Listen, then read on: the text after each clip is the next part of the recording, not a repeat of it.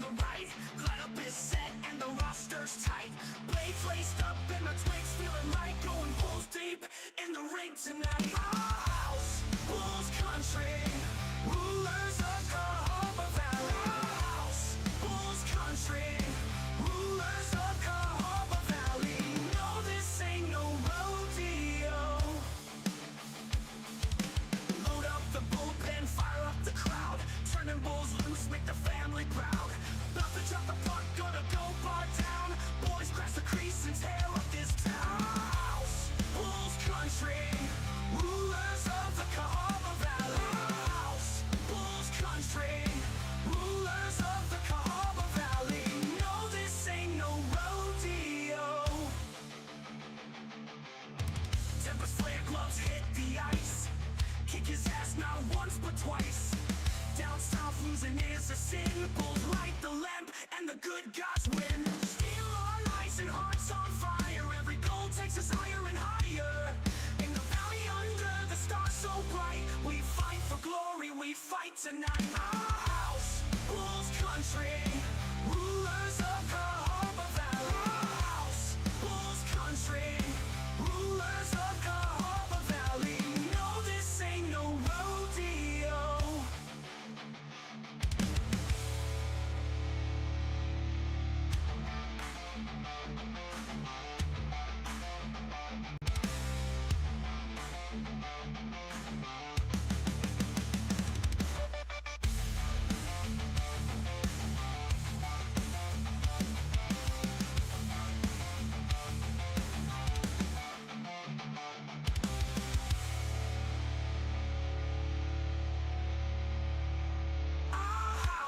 Bulls Country, rulers of Cahaba Valley. Our house, Bulls Country, rulers of Cahaba Valley. Our house, Bulls Country, rulers of Cahaba Valley. Our house, Bulls Country, rulers of Cahaba Valley.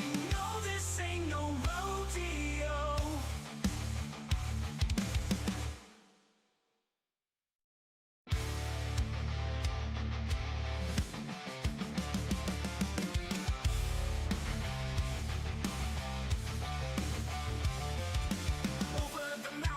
Open on the right, lineup is set and the roster's tight.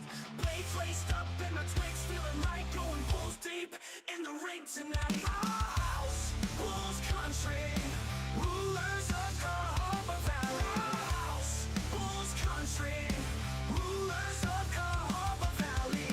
No, this ain't no rodeo. Load up the bullpen, fire up the crowd. Turning bulls loose, make the family proud.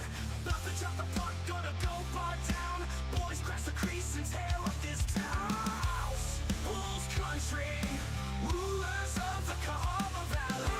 House, Bulls Country, rulers of the Cahaba Valley. No, this ain't no rodeo. Tempest flare gloves hit the ice. Kick his ass not once but twice.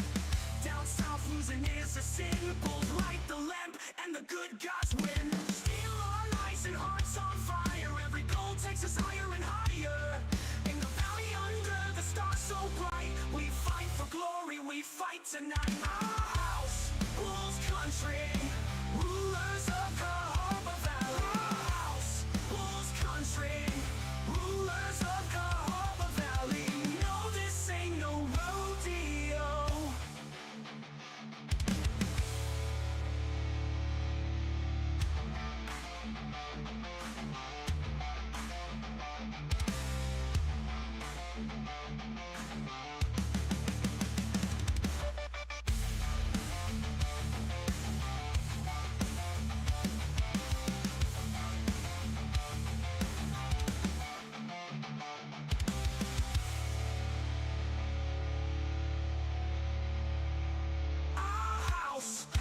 Country, rulers of Cahaba Valley. Our house, Bulls Country, rulers of Cahaba Valley. Our house, Bulls Country, rulers of Cahaba Valley. Our house, Bulls Country, rulers of Cahaba Valley. No,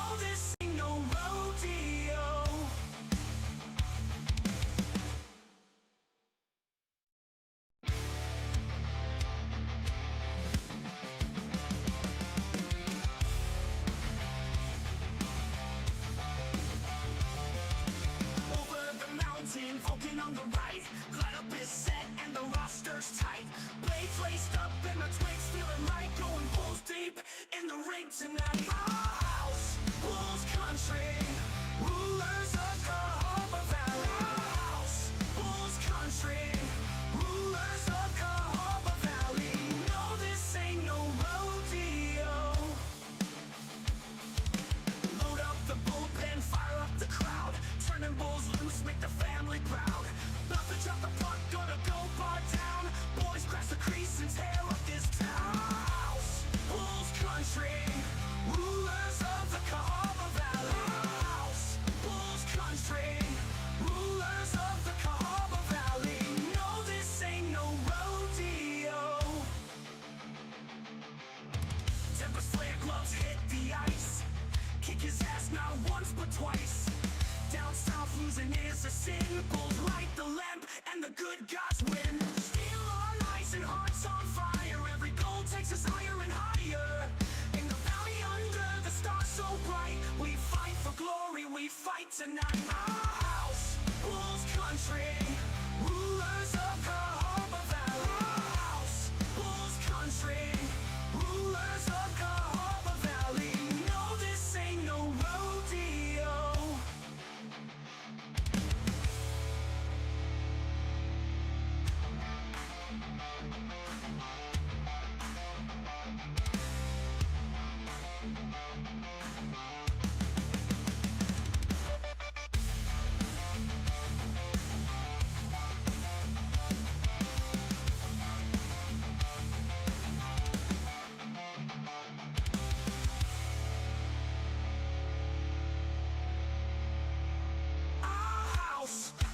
Country, rulers of Cahaba Valley. Our house, Bulls country, rulers of Cahaba Valley. Our house, Bulls country, rulers of Cahaba Valley. For the Birmingham Bulls tonight has become a very crucial game. First, the Huntsville Havoc come to the Pelham Civic Complex for the first time of the season. But more importantly for the Bulls need a win. They need 2 points. They need to pull this monkey off their back and get a win in the worst of ways. The efforts are there, but the results have yet to line up for their work. The Bulls dropped another one-goal game last night as Pensacola came into the Pelham Civic Complex and defeated the Bulls 4-3. Now, the Havoc come to town sitting alone in second place, just 1 point out of first. Birmingham has now lost 6 one-goal games on the season. The second period continues to be a bugaboo. It's the problem for the Birmingham Bulls.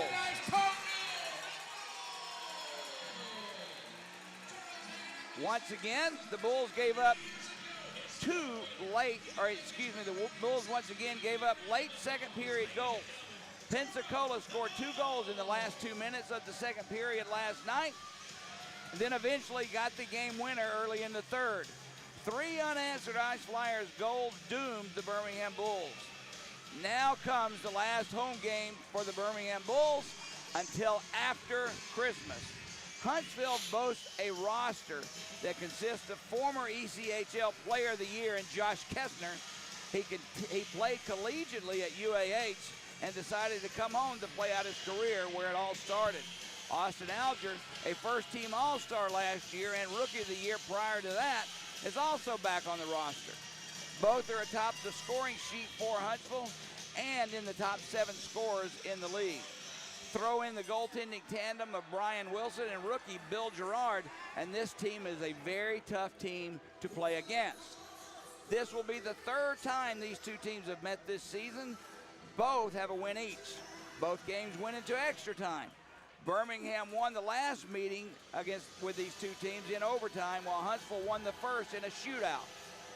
The 2 teams always play a close and exciting up-and-down end-to-end action brand of hockey. This is great for the fans, but nerve-wracking to guys like Greg and myself. This time is now the time for the Birmingham Bulls to play their best game of the year. Anything less will not bring the desired results. Jody Chernesky here once again, along with former Bulls goalie Greg Dreveny, to hopefully bring you all the action and fun in a much-needed Bulls win. Greg, I know you were out last night, and Mike Zaruna stepped in for you. Did a great job. I know you had a chance to listen to the game last night. What are your thoughts on all these close one-goal games that we seem to be on the short end of? Well, Jody, from tuning in last night, a couple things that I noticed is the Bulls play really well 5-on-5. If you notice, as long as they stay out of the box, they have a lot of success. And usually, for the most part, when you look at the track record over the history of the games for this year, when they stay out of the box, they usually get a lead. In most of the games, they've been up a goal or two. And then, as you mentioned, it's that second period. And one thing that I did notice watching the game last night is Pensacola was very deliberate about the lengths of their shift. About halfway through the game, they went from everybody just kind of doing, rolling along like they wanted to and taking a minute and a half shifts and stuff like that. And in hockey, when you're out there in practice and you're skating the lines and you go goal line to goal line and you do it for 45 seconds, you're winded if you're skating. Yeah. And Pensacola shortened their bench. Yep. Mike and I just noticed it last night. They really started taking those short shifts, and it paid off. They were ready to go, and Birmingham was pushing it toward the end of the game, just didn't have enough left. I don't know if that's the reason we lost, but once again, as I said, we took a 2-goal lead late into the third period, and somehow, within 3 minutes into the third period, we're losing the hockey game 4-3, which is how it ended. Well, and it's one of those things where, the Bulls are a young team, and they've got a lot going for them. And in spurts in a hockey game, these guys can put it together, and, they all pull the rope. And I really like what I see. But, you got a couple of key injuries out, and Phil Ledzianko was one of those. And you talk about Ledzianko, and, he was on an 8-goal scoring streak. Right. And isn't that the standing record in the It's still a record, SPHL for this year? He had an 8-game scoring streak going, and that still stands. He won't be back, I don't believe, for the entire season. We'll find out as we get set for our national anthem. Birmingham's been hit by injuries, and we got hit early before the season even started with defections to the Federal Hockey League. Yep. Losing players like Andrew Ballant, Kyler Matthews, Nikita Kozarev. Those are players that the coaching staff were counting on, and all of a sudden they looked in their roster in September and saw nobody there except these rookies, and the rest, the injuries are history. We'll pause real quick for our national anthem. Oh, say, can you see by the dawn's early light what so proudly we hailed at the twilight's last gleaming, whose broad stripes and bright stars through the perilous fight o'er the ramparts we watched were so gallantly streaming, and the rocket's red glare, the bombs bursting in air, gave proof through the night that our flag was still there. Oh, say, does that star-spangled banner yet wave o'er the land of the free and the home of the brave? All right, starting lineups first for the visiting Huntsville Havoc. Defensively, they'll go with Ben Schulteis on defense. He'll be partnered up with Lincoln Ernie. Up front, they'll go with Gio Procopio, Ethan Lindsay, And the veteran I was talking about earlier, Josh Kessner, who led the ECHL and was their most valuable player last year. Up for Birmingham Bulls, defensively, we'll go with Jordan Gagnon and Cole Youngworth. Up front, Sean Kennedy, Parker Soreski, and the newcomer in his second game as a Bull, Timmy Kent. In goal for both teams. First, Brian Wilson gets the nod. He comes in with a stellar record of 7-2-1, a 2.52 goals against, and a .915 save percentage. Birmingham will go back with Jacob Musatelli, an overall record of 2-4-0-1, a goals against, a 3.24, and a .913 save percentage. Now, Jacob Musatelli played in one of the two games that these two teams have faced, Greg, or one of the two times they faced. He gave up 2 goals, and it went into overtime, which Birmingham won. He carries a 196 goals against average against Huntsville and a .941 save percentage. Well, and that's the thing about Musatelli, Jody. Him coming in, he's showing as a young guy coming in his rookie season and everything like that. He's definitely making himself a mark in the league, as that was evidenced by the, standout night he had on November 21st with 51 saves. And those 51 saves is an SPHL record for the league this year. Well, on the ice right now, receiving a special proclamation from the Alabama State Senate, the representative here in Pelham, are Shelley Stroud, Molly, I can't remember her last name, she's married now, but Molly Stroud was her maiden name, and Will Stroud, out with Keith Jeffries of the Huntsville Havoc, who, of course, we're talking about Joe Stroud's family, Shelley, his wife, receiving this framed proclamation. And Keith Jeffries of the Huntsville Havoc worked a long time with Joe Stroud when Joe was in Huntsville with Art Clarkson and the football team they had there. Joe Stroud's legacy will live on, and we continue to honor him. I still miss him every day. Drev, I would talk to him a couple of times a day. He's touched a lot of lives in a lot of places. And I had a chance to sit down yesterday with Shelley for lunch. And she's still struggling, as well as you would expect, but she's getting better day by day. She did not want to speak tonight, and I understood that totally, but was very, very happy to know that the Bulls and the state representative here in Pelham was going to honor Joe in this way.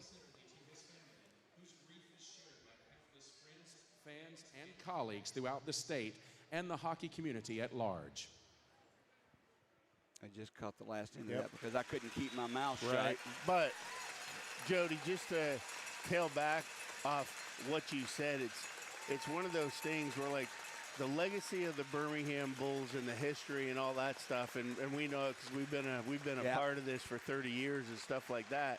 It's not just to us. Like, Joe Stroud was the GM of the Bulls. You know what I mean? Yeah. It's like, but a long time standing fixture of the Birmingham Bulls. He goes back to when you and I were there in the 90s. And that's what I mean. For you, a little bit more than me, but the history that I've had with Joe and stuff like that, I mean, for you, that's like losing a family member. It was, because that is the thing about the Birmingham Bulls, is that tightness that we've carried from the 90s and everything like that, and what makes it one of the best places to play in the SPHL. Well, you and your teammates and today's Bulls and the Bulls of 2 or 3 years ago, they all say the same thing. It's a great place to play. The first thing they mention is they come here, the closeness, the tight-knit of the organization, the fans, the booster club, and all the old guys like you and me.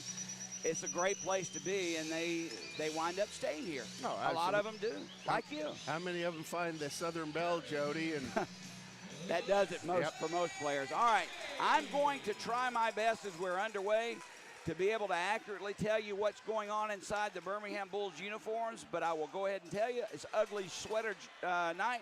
I can't see as Birmingham takes the puck in. There's a drop back, Kennedy save, rebound, right there, steered wide. If you're watching on Flow Sports Hockey TV, you'll see what I mean. The jerseys the Bulls wearing are almost impossible to read. But that was Kennedy. Gagnon with the puck inside the blue line, sends one looking for a deflection. It gets past Kennedy, who has the puck.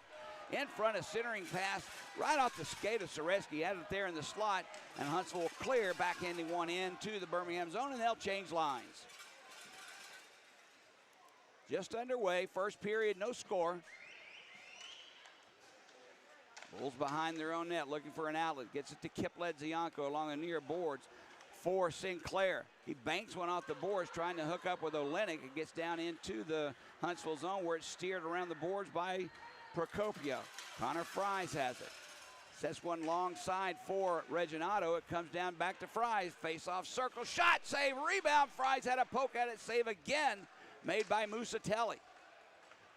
Birmingham will try and clear, kept in though by McCabe. Craig McCabe's shot goes wide. There's another one by Huntsville. It goes just a little wide, and Birmingham finally will clear the zone. Loose puck at center ice, picked up by Doug Scott. Puts the brakes on, gets away from one, sends it behind the net where it's played by Sinclair. 2 Havoc men on him, so the puck is loose, picked up by Huntsville. They'll clear their zone just out of the reach of Galloway. It's played into the near corner. Still loose, comes back to the blue line. Arsenault with a shot from the point, save is made. Rebound behind the net, played by Huntsville. Galloway with it, sets it up for Allen. Matt Allen tied up by Scott behind the Bulls net.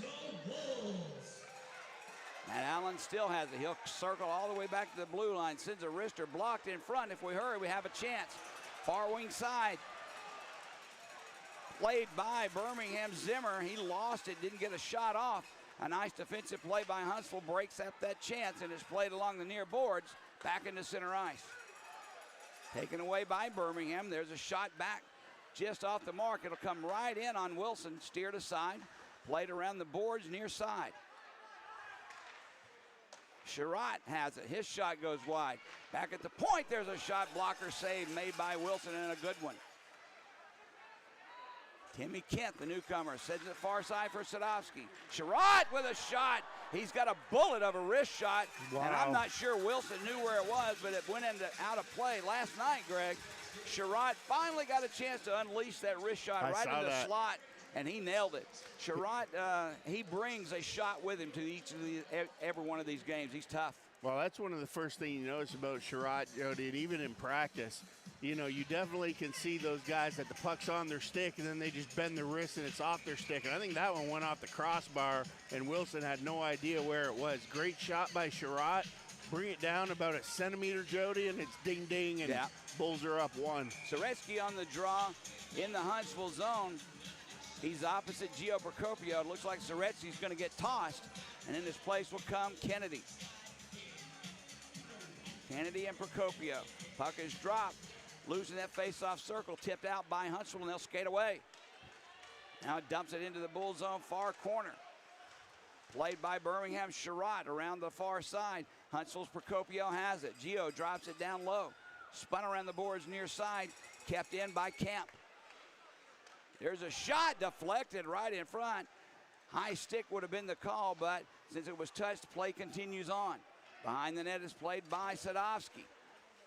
He couldn't clear it, give away right in front. Save made by Musatelli off the stick of Kessner, Josh Kessner. Very dangerous. There's a deflection in front. That one by Kemp. Birmingham just takes the pressure off, clears it the length of the ice. Icing is called.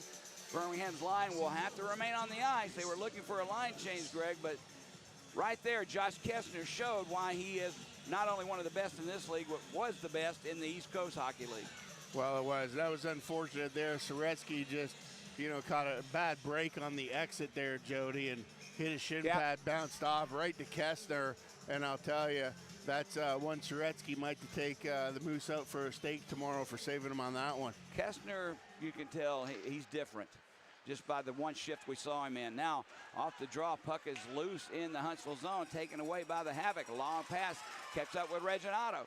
Reginato tried to set it up for Alger, blocked by the Bulls. Alger picks the loose puck up. Back at the point is played by McCabe. They'll keep it in barely. There's a shot by Fries, just whistled a little wide. Puck played along the far boards and steered back behind the Bulls' net. Sinclair's there first. Couldn't get it out, but he does finally as it banks off the boards all the way down into the Huntsville zone. And Wilson will set it up for Dom Procopio. No score, 15:40 to go here in the first period. Huntsville's in Birmingham with possession of the puck behind his own net. Now down in front went Kipledzianko.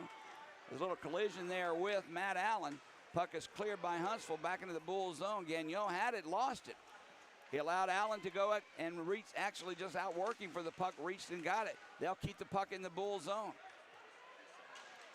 In the far corner, pass out for Gagnon, and he banks one off the boards into center ice.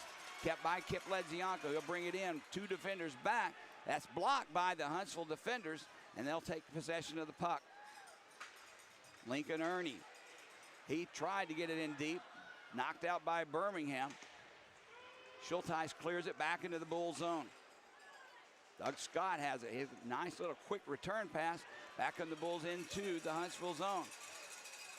Behind the net, thought about a wraparound, gets it back to Scott. He whistles one that hit the glove of Wilson.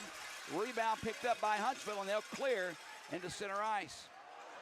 Look out, Scahill lost possession. It's picked up by Huntsville. A bad angle shot. Nice save by Musatelli, and he takes no chances, and he just covers that up. Another giveaway, Greg. That one defensively in the Bull zone.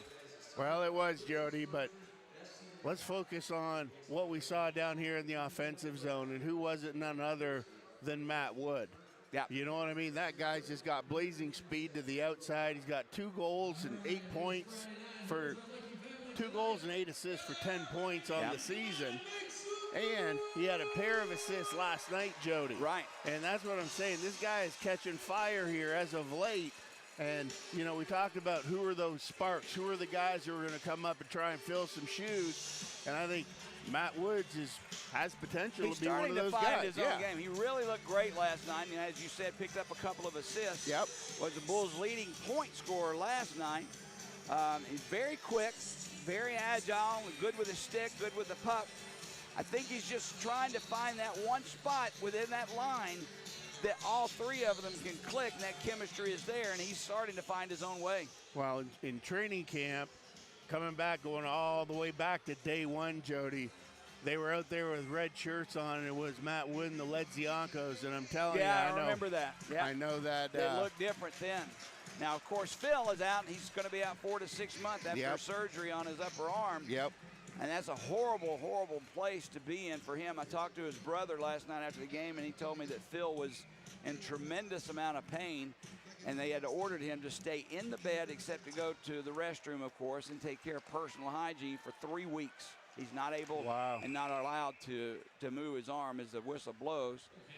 And that's a hand pass, so we'll have a face-off in the Bull zone. Well, I guess that would make sense, Jody, because the only way to heal is to totally rest. Yeah, you can't use that arm at all. Yeah. They don't even want him to move his arm for brushing his teeth, much less taking a bath. Now, he is with his fiance, who Kip told me was taking excellent care of. There you go. But now we're having a little discussion here at the Birmingham Bulls bench. Craig Simchuk didn't agree, but the linesman came over and told Aaron Sherratt to get back on the ice. He had subbed him for Gagnon, but they make him come back on, and Sherratt has the puck in his own zone. Back skates a little, gets it to Wood. He's hit there by Kemp. Loose puck just inside the Huntsville blue line, played by the Havoc. Through center ice, nice pass up ahead, out of the reach of Kestner, but he catches up with it. Kestner, a feather to pass, but it actually went in on goal. Kestner smooth out there with that puck. He just drug it back and got it on goal. Loose puck in the Bull zone. Kestner plays it behind the net. Sent around far boards. Kept alive there by Weaver Vital. Vital sends it into the near corner. 4 players fighting for possession. Comes along the mid-half wall, and Birmingham will clear. Zimmer takes a hit, gets it into the Huntsville zone, but they waste no time. Right back out. Fries tips it into the far corner. Connor Fries backhands one around for Reginato. Cole Reginato, known for his fisticuffs, but he's actually playing hockey this year. He's playing good hockey. Yep. The points are coming as well as the penalty minutes. Puck in that far corner, picked up by the Bulls. Look out, there was a pass out in front. I'm not sure where he was going with it, but Gagnon had to be alert, and he just put it right back behind the net. And Birmingham puts it back into the Huntsville zone. Now Kennedy picks the pocket of the Huntsville defender, took the puck away and got a backhander. Wilson had to be sharp to make that save. Kennedy's starting off again tonight, playing well. Well, good job there by Kennedy. You could see, Jody, the way that puck came up, it took a little bit of a funny bounce there between the both of them. I'm sorry, that wasn't Kennedy. That was the newcomer, Timmy Kent. These numbers, I'm sorry, Birmingham's green jerseys on red numbers. I thought it was Kennedy. Again, I apologize if I'm inaccurate, but it's definitely hard, as Greg will attest, to read these numbers and nameplates on these jerseys. There's a shot from Sherrod, a slap shot blocked in front by Allen, and Huntsville quickly clears. Allen, though, loses possession of the puck, and an offside is called. Yep, good call. As he put himself offside. Now, I'm not talking bad about the jerseys. I'm just being honest. When I make a mistake, it's definitely my fault. But, Greg, a test for me is, are those jerseys, the numbers and the nameplates, not really hard to read? Well, especially when there's a lot of movement and stuff, it's just hard to pick up. But, like, looking at them, Joe, I mean, they're not the ugliest jersey I've ever seen. Well, you know me, I like a home jersey, a road jersey, and 1/3 jersey, and let's call it a night. But I understand why it's done. Birmingham in those jerseys, a Christmas jersey. There's a shot taken right in that far face-off circle. And once again, Musatelli makes the save as Nathan Berg had a nice shot at it. Huntsville right now and Birmingham, 7 shots on goal each. 12:42 to go, first period, no score. Face-off in the Bull zone. Matt Allen for Huntsville. On the draw, Sinclair's there. Birmingham gains possession and lifts it into center ice. Skating after it hard. And around the near boards it's sent. Birmingham keeps it alive as Sinclair pitches in. Olenek had it. He'll send it far side. There's a centering opportunity knocked down by the Huntsville defense. Birmingham has to send it around near side. Sherrod had it blocked by Matt Allen, and here comes Huntsville. Matt Allen brings it into the Bull zone. Centers one in front, looking for Galloway's out of his reach, and Birmingham clears. Galloway had a shot there, Greg. Yeah, Galloway took a good rip there, and you saw Musatelli made no mistake. Getting down, staying low on it, melting down to the ice, just directed it off into the corner so his D could pick it up. Easy transition out, Jody, when it's nice and clean like that. Behind the net, still waiting on to go. McCabe slides it far side, and Huntsville will get it out. Out of the reach of everyone, it comes back into the Bull zone, played by Scott. Doug Scott near side, kept in by Kessner. He'll send it far side. Vital has it. Tried to set it up behind the net.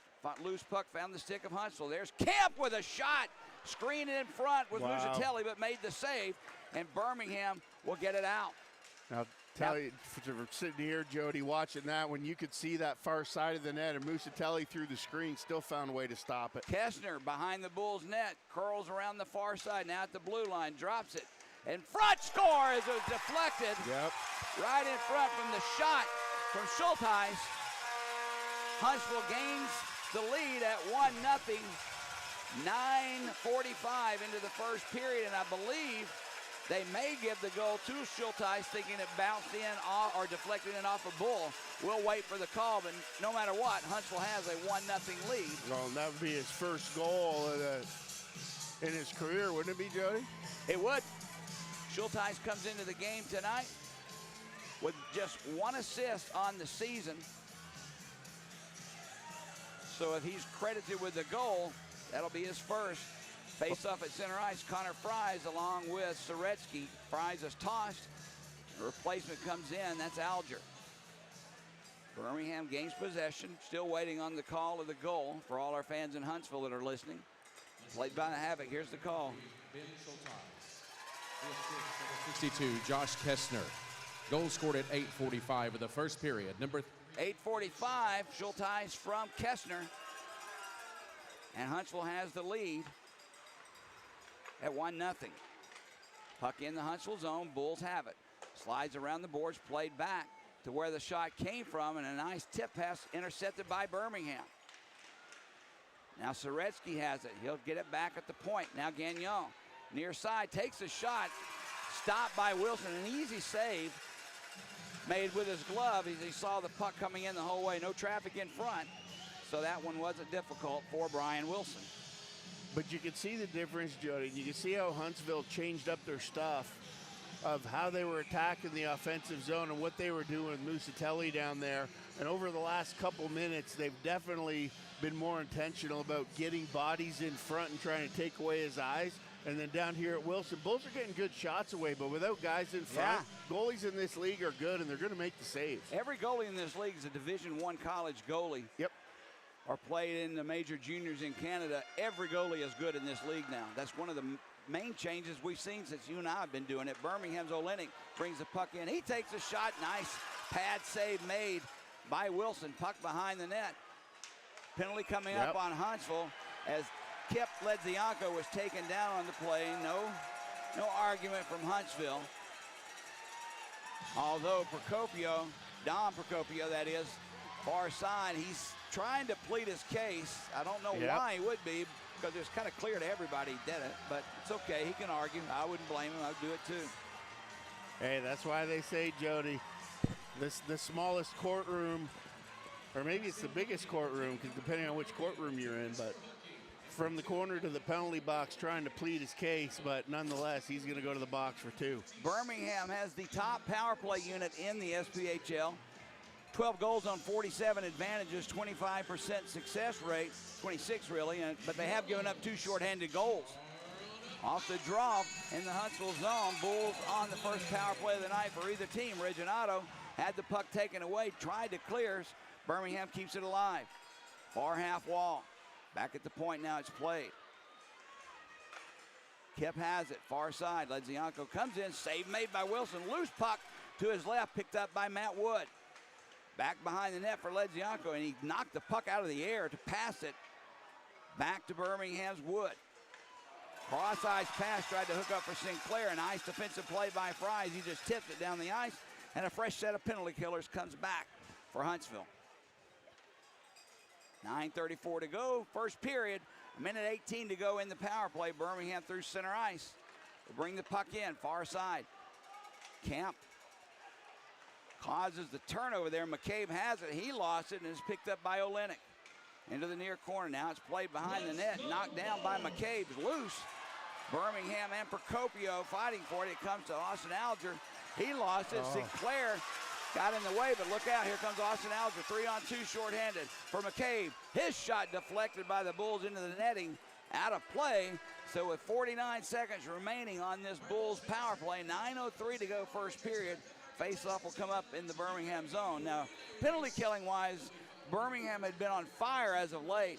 They were in 4th place, knocking on 3rd, but last night gave up 2 power play goals, and they find themselves in 6th as far as penalty kill goals, giving up 9 goals in 45 attempts, 80% success rate. Birmingham has had 1 shorthanded goal.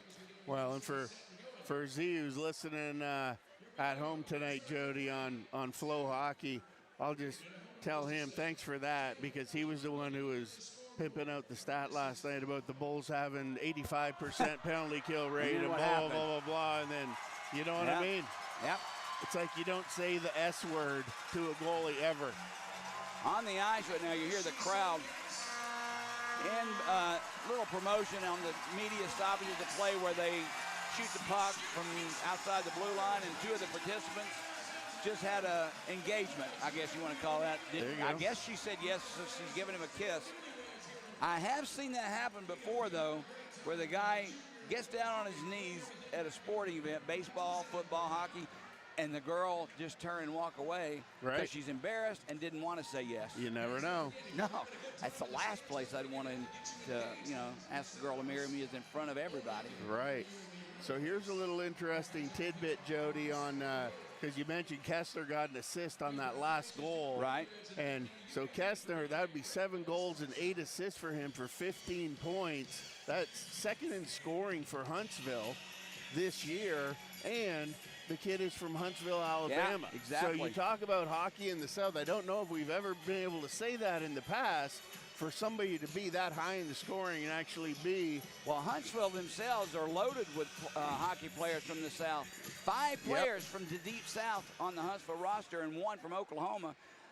You'll get into that a little bit later. I'll update that in the next stoppage. But that's an odd combination Absolutely. of players, but it seems to be working. Kennedy drops it for Zimmer. Return for Kennedy along the near half wall. His pass almost knocked down, but Gagnon has it, and he'll give it right back to Kennedy. He lost it, but gets it back. Sends it behind the net. Played by the Bulls back at the blue line. Gagnon has it.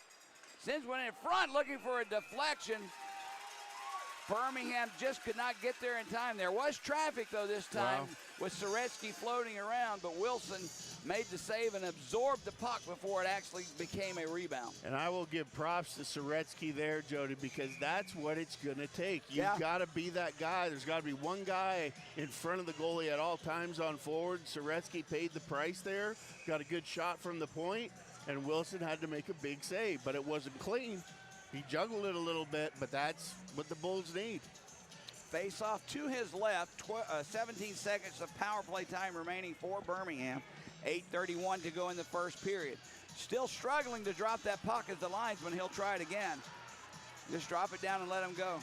Finally, loose puck tipped by the Bulls back to the blue line. Kennedy lost it, and it's batted out of the air by Reginato, who clears back into the Bull zone. He's lucky Reginato didn't go on a breakaway. Well, either that or he didn't stick him in the face going after that puck in the air. Gagnon sends it to the far corner. Down on the play is Schulteis. Huntsville has killed the penalty, and they're back at full strength. As Procopio stepped back on the ice, he had his pocket picked, and Birmingham has possession. 1-0 the score. Huntsville leading the Bulls with just under 8 minutes to go here in the first. The Havoc have it behind their own net. Taking their time as they're actually just changing one by one the line. Birmingham putting no pressure on them. So they were able just to one by one change lines. Wow. Birmingham intercepts the pass, couldn't get it in deep. Played there by Arsenault. He gets it out for Reginato.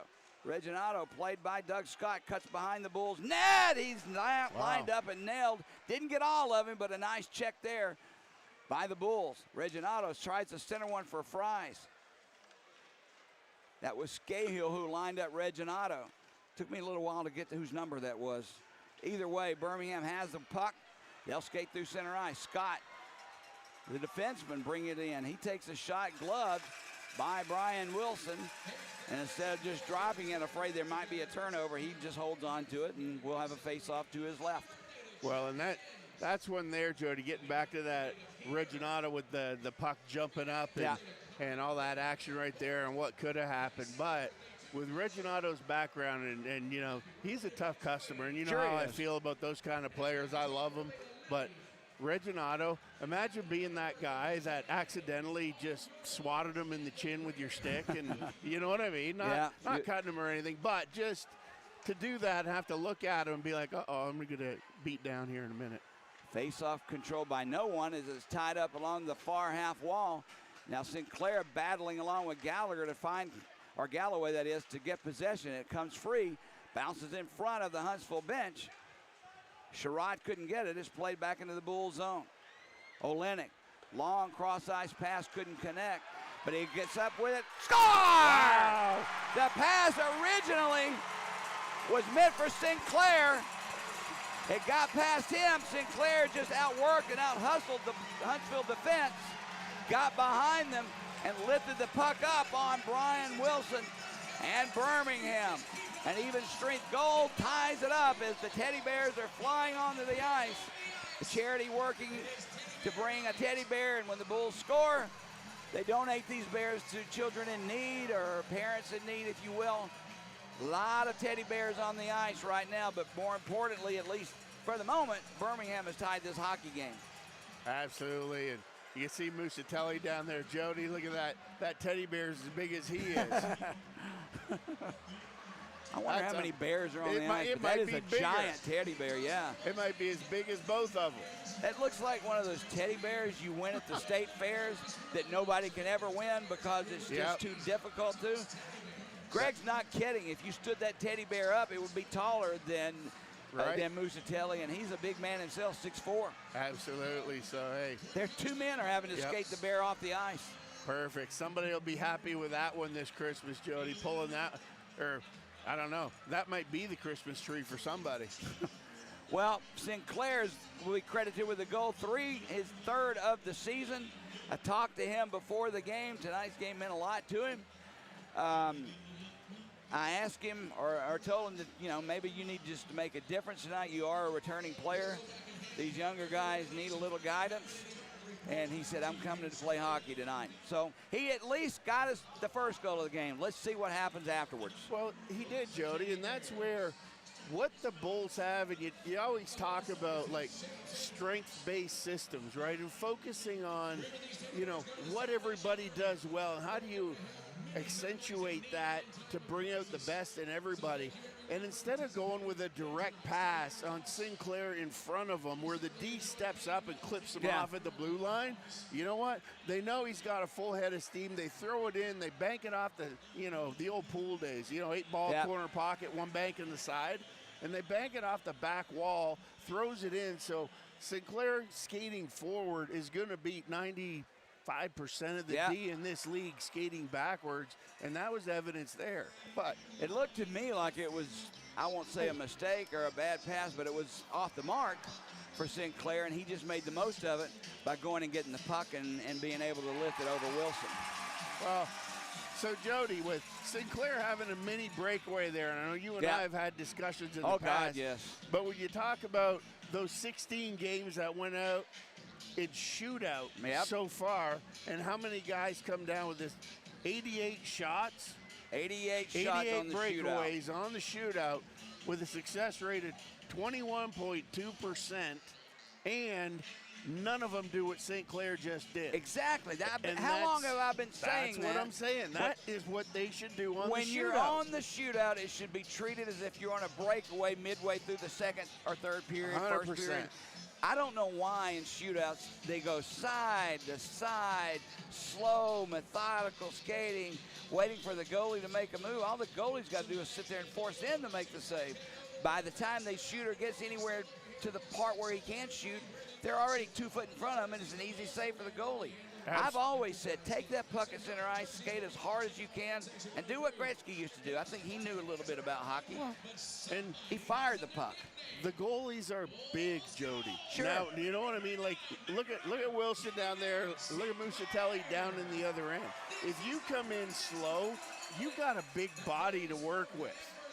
But if you come in quick and you don't give the goalie a chance to relax and stall and then make his push one way or the other, I mean, that was a heck of a finish by Sinclair, and that gets me excited. But would he do that if we were in a shootout needing a goal? That's the question. I think that they just study these films sometimes a little too much, and they try and emulate what happens on a breakaway during a game and transfer it to a shootout. It doesn't work that way. What you do during a hockey game should be what you do during the shootouts. But I'm not a coach. I'm just Jody Chernesky. But that's what I've noticed. The shootouts have become a farce with the way that it's attacked in all levels of hockey. Back to action, 1-1 the score, 6.5 to go, first period. Played behind the Bulls' net by Huntsville, far side. Schulteis keeps it alive. He dumps it into the corner. Down on the play is McCabe. Looking for it. It's picked up by the Bulls, and Doug Scott has it through center ice. He'll just dump it in deep. Dump and chase. Stopped, though, by Wilson. He backhands one over easily for Ernie. He lifts one for Kessner, and Kessner sends it in. Bulls intercept. Played off the boards. Pickpocketed by Timmy Kent. Kent hit, though, by Vitale.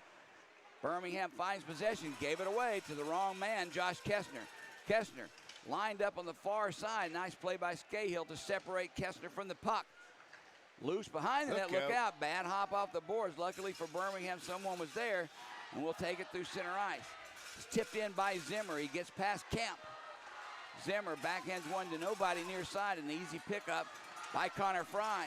His pass for Alger off the mark, but it gets back to Reginato, who brings it in. Reginato centers one for Alger. He couldn't get the shot off as he was stopped there by the Bulls defense. Now it's played by Huntsville down low. Reginato stopped by Gagnon, picked up by Kemp. A nice little backhander pass for Fries. Now that we're going to have a penalty coming up. Yeah. Reginato, I don't see who that Bulls is, but he really took down hard. He did. Is that Zimmer? No, it's Gagnon. Gagnon. I think he's going to send both of them off, both Reginato and Gagnon. Well, I did not see what started that melee, Greg, but I do know immediately the referee held his arm up to send Reginato off the ice. May have coincidentals, though. Well, Jody, while you're calling the play, that's what I'm here for. And what happened is Reginato took the puck in the corner. Gagnon did a really good job pin and contain in the corner, and that's what he did. and he just pinned him and held him and held him and held him. And yeah, if I'm Gagnon, I want to hold Reginato there as long as I can and keep him out of the play, right? But, you know, Reginato, he's a big, strong kid, and he just flipped him. Yep.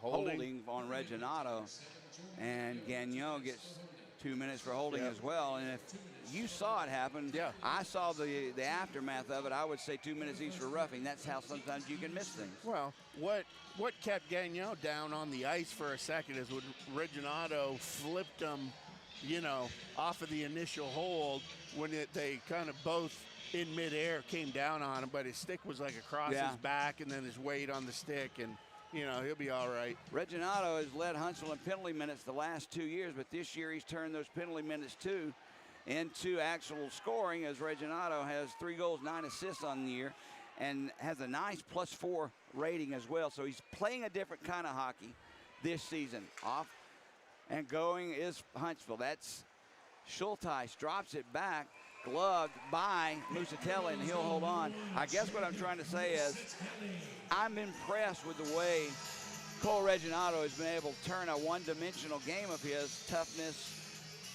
fighting, the pugilistic aspect of it, and he's turned it into both now. He's actually playing hockey, plus those tough penalty minutes are coming in. Well, going back all the way back to like 1990, Jody, if you can remember back that far, when I played for the Belleville Bulls. You see the connection with the Bulls to the Bulls? Yeah. So Darren McCarty was on my team, and as a rookie, all he did, he was a fourth liner, and he just fought every tough guy in the league, right? Well, that's what he did in the NHL as well. He did, but in his first year, he had maybe 4 goals. Yeah. His second year, he had about 15. By his third year, he scored 55 goals because nobody would go near him because of his past history of being tough. It gets you room on the ice. And I think that's why Reginato has success. That's the kind of play, though, Greg, that can get you called up instantly. They look for these tough guys to come in, and if you can 100%. Add that scoring aspect to it, I'm sure Reginato has had a couple of chances already this year to go up. But as here in Birmingham, has been so nice to play. The great apartments across the street. They can walk to games, walk to practice. And those apartments, like you said, were incredible when you went to see it.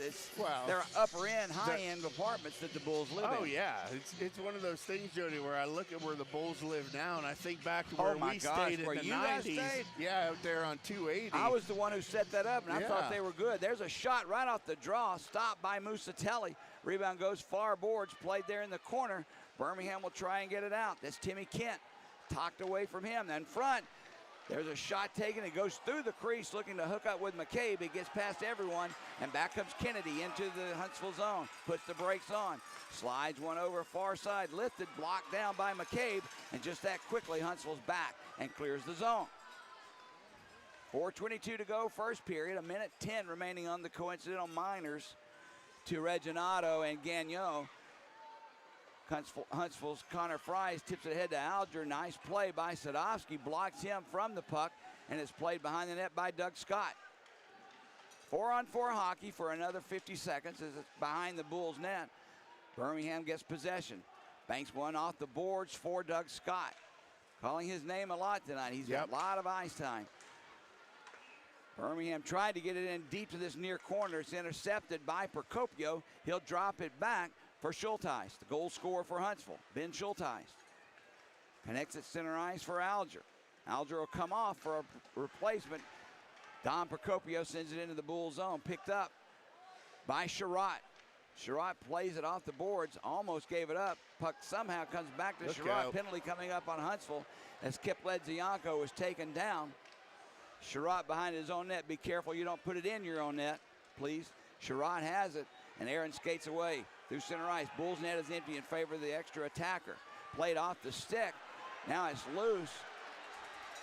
Sherratt ridden into the boards. Now look out. Could have a little bit of trouble here off that play. Sinclair went down first. Yep. The referee's going to call the original penalty. And this one's going to go to Weaver Vital going to the penalty box. Well, and don't hear me wrong, Jody, but in lieu of what happened to Ledzianko's brother and just that Yeah. freak thing or whatever, you know, because Ledzianko, for what the Bulls have left with their scoring and who their leaders are out there, and the guys are really dangerous at 6 goals and 7 assists so far. He's been dumped hard in front of the net down here, and down there he's on the other end. You know what I mean? And it's like, penalties are great, but we can't afford 2 another minutes injury. for holding. A double minor Number here. 20, Matt Allen, 2 minutes for tripping. Oh, boy. Number I think 20, he picked him Matt up. Allen, 2 minutes for Tripping and holding. Time of both penalties. First on Weaver Vitale for the 16:54 holding. And then a trip. Called on Matt Allen. Birmingham, a 5-on-3 man advantage for a full 2 minutes unless something else is called, and that has happened and always seems to happen. Olenek with the puck, brings it into the Huntsville zone. He drops it back to the blue line where Sinclair whips it around the boards. Birmingham with that 5-on-3 advantage. Kip Ledzianko fans on the pass, but sprawled out, made this pass anyway to Sinclair, who has the puck. Top of that near face-off circle. McGregor Sinclair steps into one, brings it back out. Doug Scott plays it for Kip. Kip Ledzianko circles back to the blue line. Fires one off. There's a shot. Save is made. Rebound back to the blue line where Ledzianko has it. There's a cross-ice pass for Scott to Sinclair. His one-timer score! That one may have been tipped in, but nonetheless, the traffic in front of the net caused that goal to happen. There's no doubt in my mind. As Sinclair, I believe, is going to get credit for that goal as well. That goal is a power play goal, a 5-on-3 advantage. But Birmingham still, because of that, will be on a man advantage for another minute or so. Because This it one was could a be 5-on-3, Jody. Right, so it's now a 5-on-4.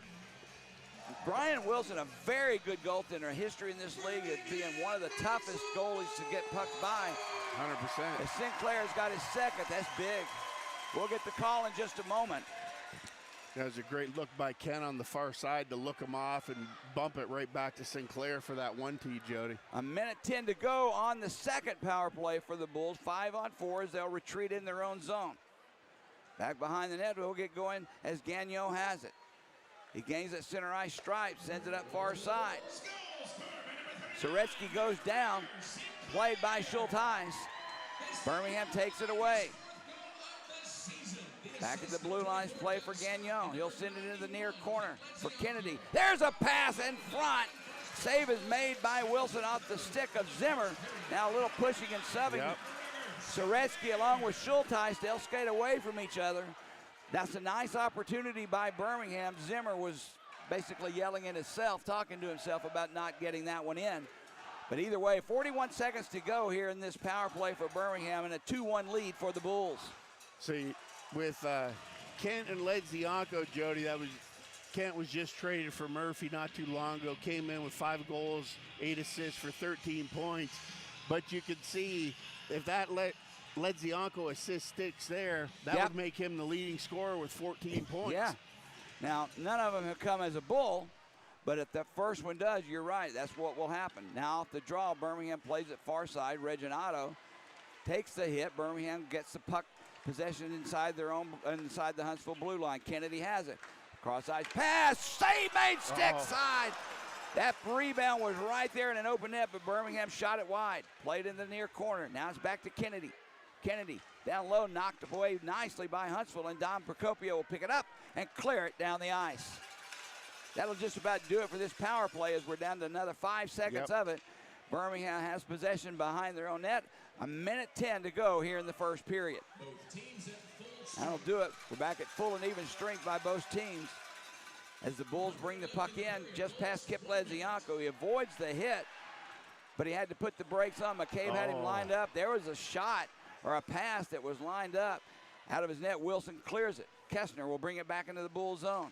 He centers one out in front, knocked away by Birmingham, and it's sent back to the blue line. Camp, a good job to keep it in, almost deflected into the netting. Sinclair, the goal scorer for the Birmingham Bulls, both goals, sends it to center ice.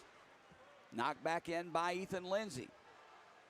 Musatelli will play it for Scott. We're down to under 30 seconds to go here in the first period. Bulls 2, Huntsville 1. Waiting for an outlet to go. He finds one at center ice. Now the sticks got up a little bit far side, caused a little giveaway there and sent back into the Huntsville zone. Down on the play. Huntsville cleared around the near side boards. There's a big hit from behind by Reginato. No call. Now a good play there by Scaldi comes in. He didn't like what Reginato did. He's calling for him. Let's go. Careful. And I don't blame Scaldi though, Greg. No. That was a hit from behind that was not called. I know. Scaldi's new to the league, new to the team, Jody. But you got to appreciate the standing up for your teammates. Hey, just recognize where you're going and just be careful there. But no, you got to do that. You got to let it be known that you can't take those hits. So we're going to see how this one goes. But I wouldn't be surprised, Jody, if that's 5 in the game, and that's going to be the end of Reginato for the night. Well, they haven't made anything. They haven't even gone to the scorer's table to discuss it. There's a half of a second left in this period. I wish the clock would have just ran out. No kidding. But nonetheless, no calls have been made. So since no call was made, I would not be surprised at all if the teams didn't take matters into their own hands. We'll see what happens off this draw. As the puck is dropped and the horn goes. Now right afterwards, Scaldi, who was on the draw for Birmingham, had a little word there for Connor Fries, but nothing comes of it. Birmingham, I'm glad to see this at the end of the period. They're all congratulating, fist pumping each other. That's a little bit different exit than we've seen in the past. Musatelli had a great first period. 16-12 shots on goal for Birmingham, and more importantly, a 2-1 lead into the locker room. So based on what you saw the last time you were here last week versus what you see in the first period this week, what are your thoughts, Greg?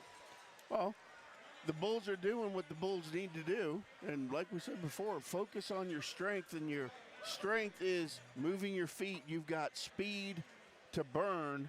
You know what I mean? So stop with the east and west stuff, and they're keeping the game simple. They're moving the puck north, getting in front of the goalie, and Jody, they've been rewarded with 2 goals. And just to follow up on that point about Ledzianko and Kent, Ledzianko with 14 because he did get an assist on that last one. He would be the Bulls leader with 14 points right now. Well, we need Kip, and we need him doing his thing. I have noticed last night and tonight, the opposing teams seem to be, I don't want to say going after him more, but they're keeping an eye on him. They're more aware of him than they were on the past, and they're making him pay when he brings the puck into the zone. They're putting body to body on him. Well, and it's a lot easier to track a guy, Jody, when you're not seeing double, because when there's 2 of them, the way that they play, they're just constantly cycling and spinning back and forth. It's hard to keep up with one over the other, but now there's only one. You know, it's amazing, too, when you think about it. They had such a problem last year. I'm speaking of the Twins, Kip and Phil Ledzianko.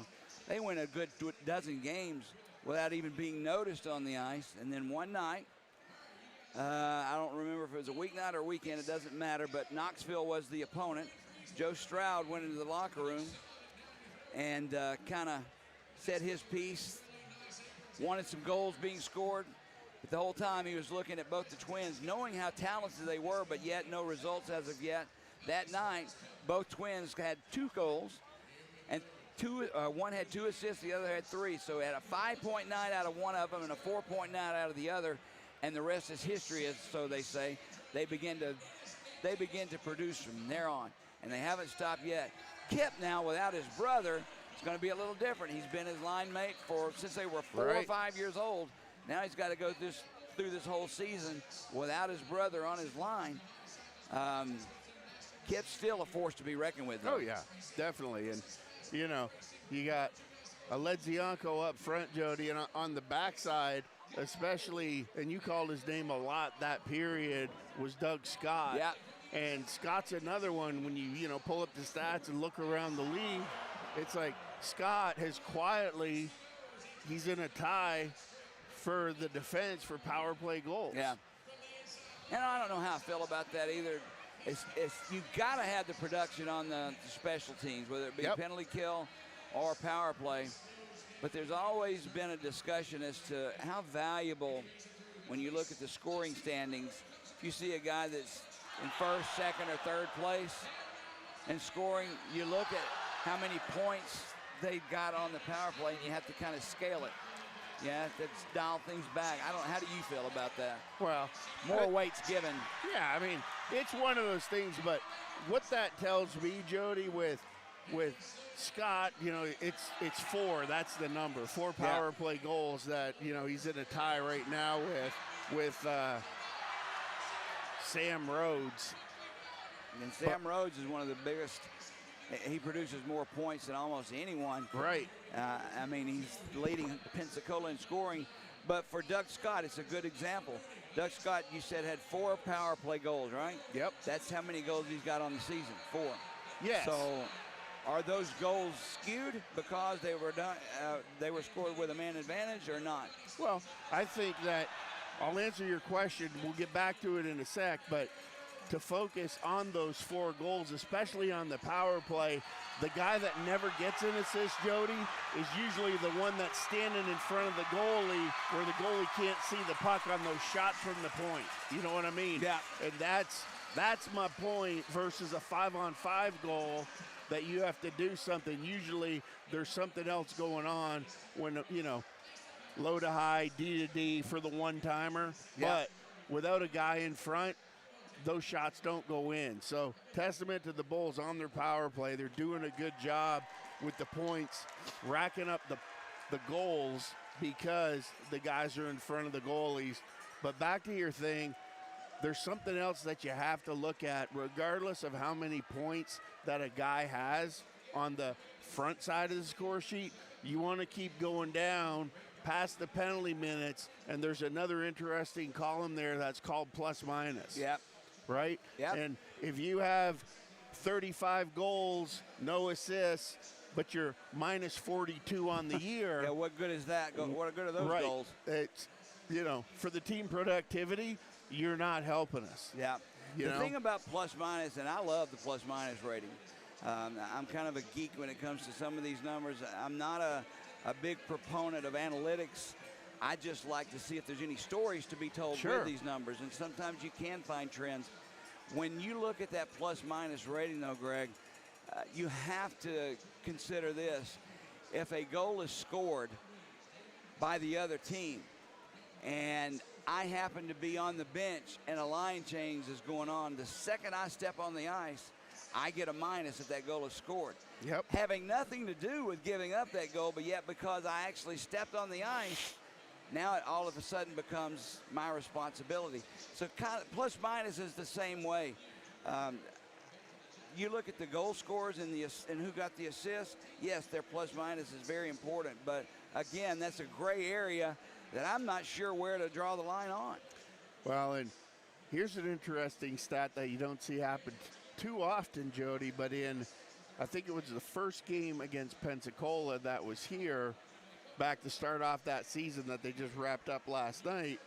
It was actually former Bull Wiesner Yep. who came across the red line into his half of the ice, caught a pass from the D, gave a little dump pass through his legs to another guy streaking. He came to the bench and changed. The other guy went down and scored, and Wiesner got an assist, but he didn't get a plus. He wasn't even on the ice. Yeah. So Well, interesting stuff with numbers, but yeah, numbers do they tell are a just story, numbers. but sometimes it can be distorted too. Either way, Birmingham takes a 2-1 lead over Huntsville into the locker room. Shots on goal, as I said, favor Birmingham 16-12. And there was one power play goal scored by Birmingham, so we'll add to our totals as coming into tonight's game. Birmingham had the top power play unit in the league. We're 1 for 3 on the power play tonight. 13 goals now on the power play for the Bulls and a little north of 25% success rate. Okay, we're going to take a break, play a little bit of music, maybe a few ad or two if we can find it. When we come back, Greg will give you the update as to what's going on around the league tonight. A couple of very important games as Birmingham trying to move themselves up in the standings and end this 6-game losing streak that we're on. We had one shootout loss in the middle of those 6 games, but it needs to end and it needs to stop and it needs to happen right here tonight. So, Jody, I've got a question for you. Do not take this the wrong way because I saw it on the front of a jersey, and you know there's a lot of Huntsville fans here tonight. But I saw a guy and he came down the thing. He had on a nice red jersey, and the logo was big on the front, and I was looking at it. I'm trying to look up on the scoreboard, but I was like, hey, that's a pretty cool logo, but is a Havoc a wolf or is it a rat? I think it's a wolf. Like I'm looking at it right now. Like a Wile E. Coyote type. I got you. Wolf. They've had several logos throughout, at least when you and I have been doing this the last 4 years. Of course, every team in the SPHL seems to have 11 different kind of jerseys they wear during a season. But this one, yeah, I've seen that wolf several times. It's been on the ice in Huntsville before, but yeah, you're right. It's Who were there? Was it Albany River Rats? Yeah, there was an Albany River Rats. But that's what before. I'm saying. It does resemble that somewhat. It does. But I do believe that's a wolf. Okay. I'm not sure where the correlation goes between a wolf and Havoc, but either way, it's a nice logo to me. I like it. Yep. I'm just a proponent. I'm old school hockey. I believe in the original 6 hockey teams in the NHL. I want one logo, and I want it to remain that as such. You know? Well, that's the history and the legacy. That's what we talked about before. What I remember seeing that the Bulls logo when I first came, and I was like, number one, being a goalie, I'm like, heck yeah, because if you notice it, but the actual bull is on the front of a goalie mask, and I was like, oh yeah, let's go. But nonetheless, it is what it is, and food for thought. But yeah, just interesting stuff for interesting folks. Well, I say that about the Huntsville logo and the wolf last night, and we've done this several times this year. We've worn the old WHA Bulls logo where the jumping bull was in front, and to me, that was the logo that when I was a child in elementary school, the Bulls wore, and it's always been my favorite. The old Toro logo, The old Blues Bulls jersey from the WHADs, to me, is still the best looking jersey I've ever seen in hockey. Last night we wore a version of it with the old Bulls logo, and so there's another logo change, this one of the Birmingham Bulls. Now, the blue jersey we wore then is, this year we wore a red jersey, and several others will come into play. There's going to be a solid black jersey. Okay. That's going to have the old Bulls WHA logo on it. I saw a mock draw up of it. I hope they took my advice and changed one thing about it, and it's what I'm yelling and screaming about tonight, not being able to read the numbers. The fonts are different. The coloring is different. Needs to be a little more uniform. So, and I had a download about why those numbers are so hard to read, and put it to but when you were a kid, the cartoons that we watched at Christmas, there was Rudolph, and then there was the Charlie Brown Christmas, right? True. And on the Charlie Brown Christmas, the characters are all a little bit wider, and you know what I mean? Yep. And that's what's going on with those numbers. That's why we can't read them. Because if you look at the difference with the Huntsville numbers, they're different colors, but they're still standard size. Like if you look down there at that 13 in the corner over there by the, all the fans are refreshing themselves right now, but you see how the letters are skinny and you can read them, but you look at it when they come out, those numbers are fat like a chocobo. Yeah, well, either way, give me the same font, give me white numbers and nameplates on a dark jersey, and give me black numbers and nameplates on a light color jersey, and I'll never complain. I think they like to get me. I think they like to poke me too, because they know how upset I get, and I think they try and do the wildest things just to say, "Hey, go show this to Jody." It's happened twice today. It's not the ugliest jersey, Jody. It's just the ugliest jersey for you to try and call the game. That's what this was about. They stir me up when they do it. All right, we're going to take a break. 6 minutes and a half to go before start of the second period. We'll take one break. Greg will come back and give you updates from around the league. And for Greg Drevany, I'm Jody Cherneski, and this is Birmingham Bulls hockey.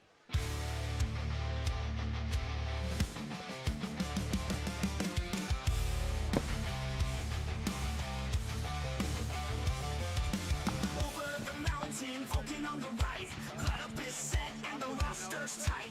Blades laced up and the twigs feeling right. Going Bulls deep in the ring tonight. Our house, Bulls country, rulers of the Harbor Valley. Our house, Bulls country, rulers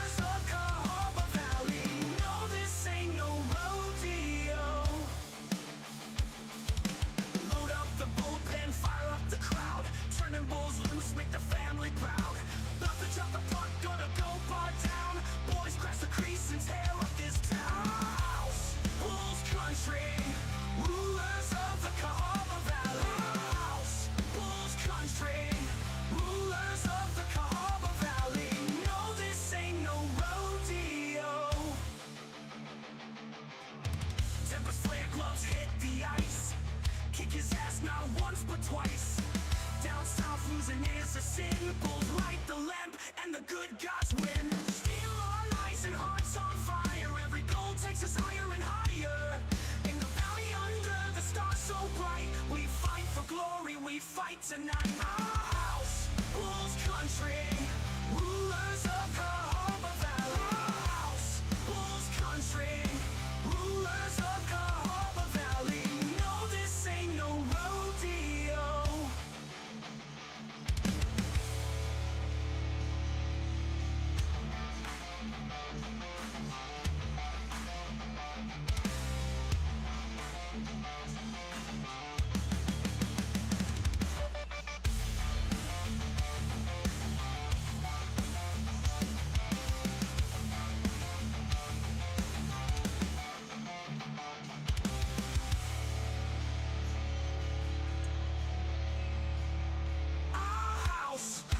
Country, rulers of Cahaba Valley. Our house, Bulls country, rulers of Cahaba Valley. Our house, Bulls country, rulers of Cahaba Valley. Our house, Bulls country, rulers of Cahaba Valley.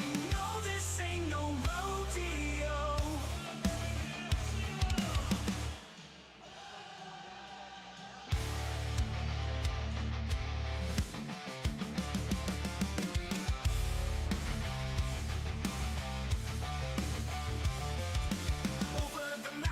Vulcan on the right, glad up is set and the roster's tight.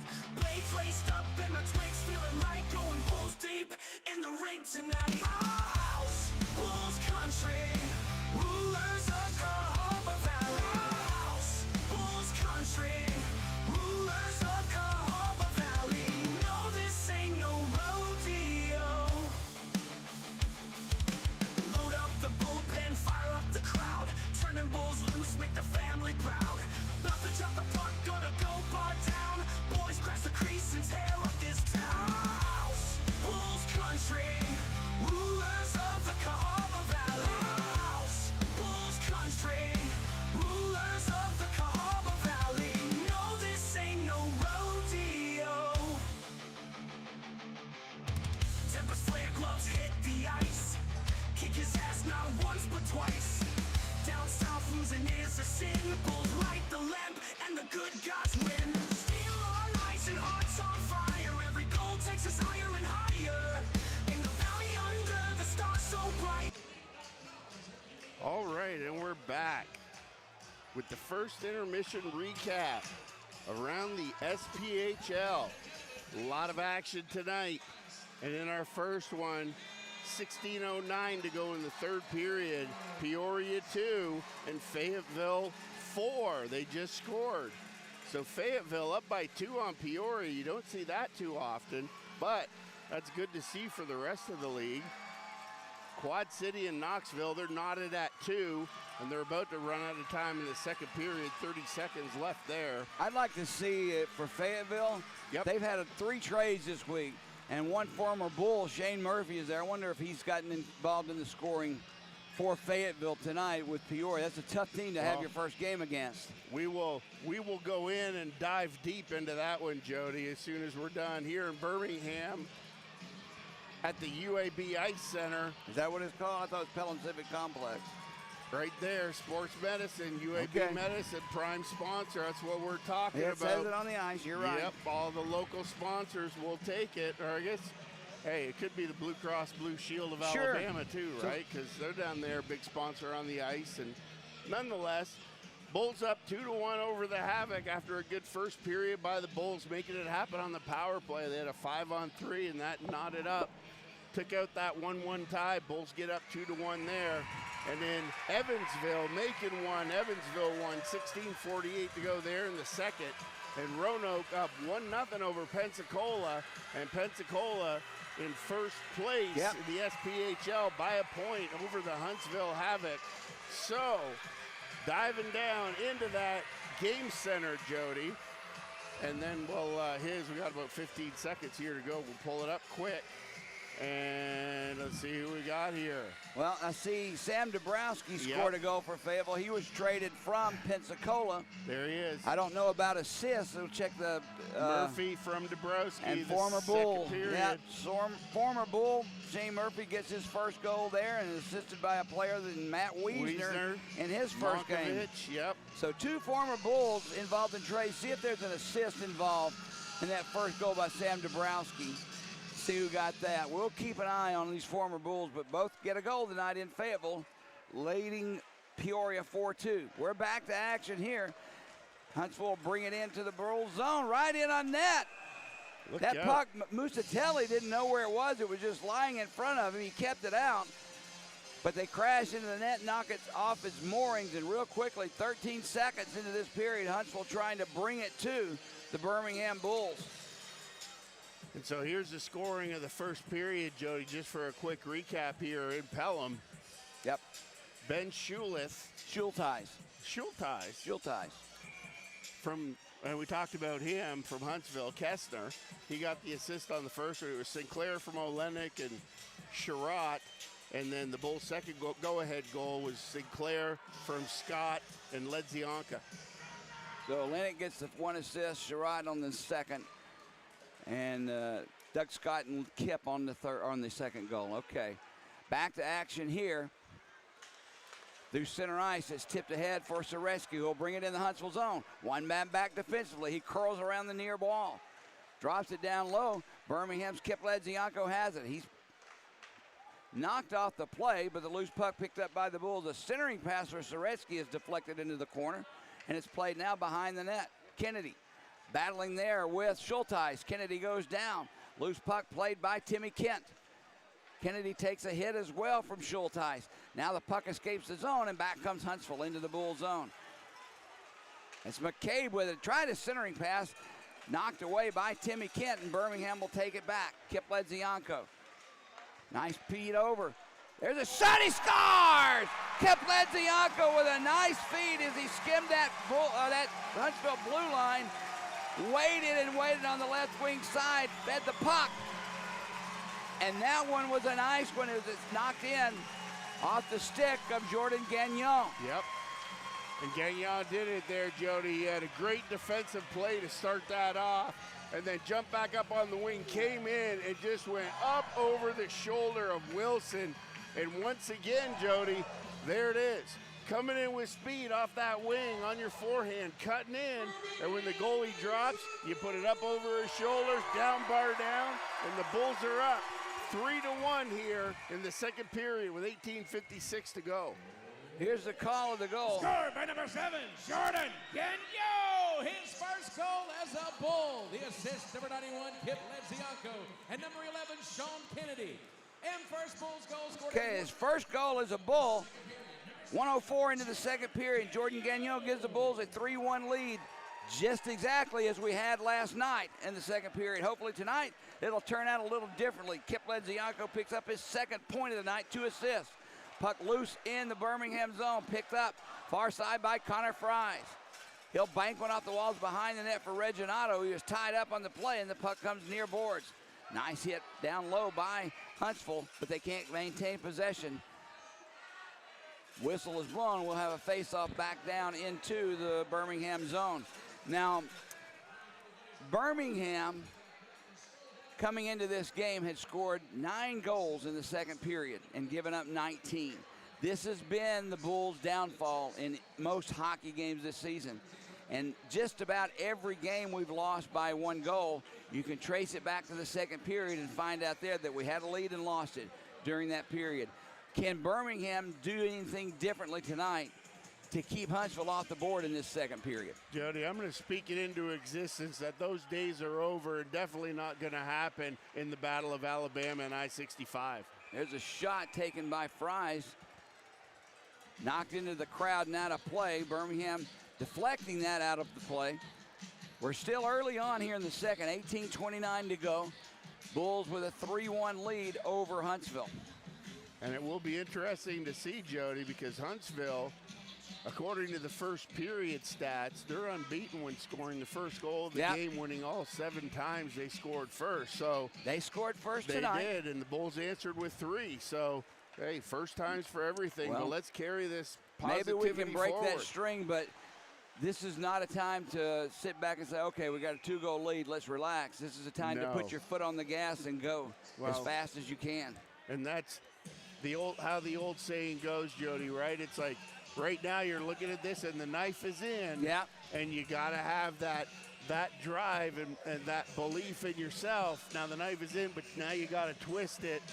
And I've always said down. that, and it sounds bad in today's times we live in, but when you got a team down, you got to kind of step on their throat and make it happen. I know it sounds horrible, but there's just a double meaning to that. Right. But back again, this 2-goal lead Birmingham has, that's, as I've said many times, 2-goal lead's the worst in hockey.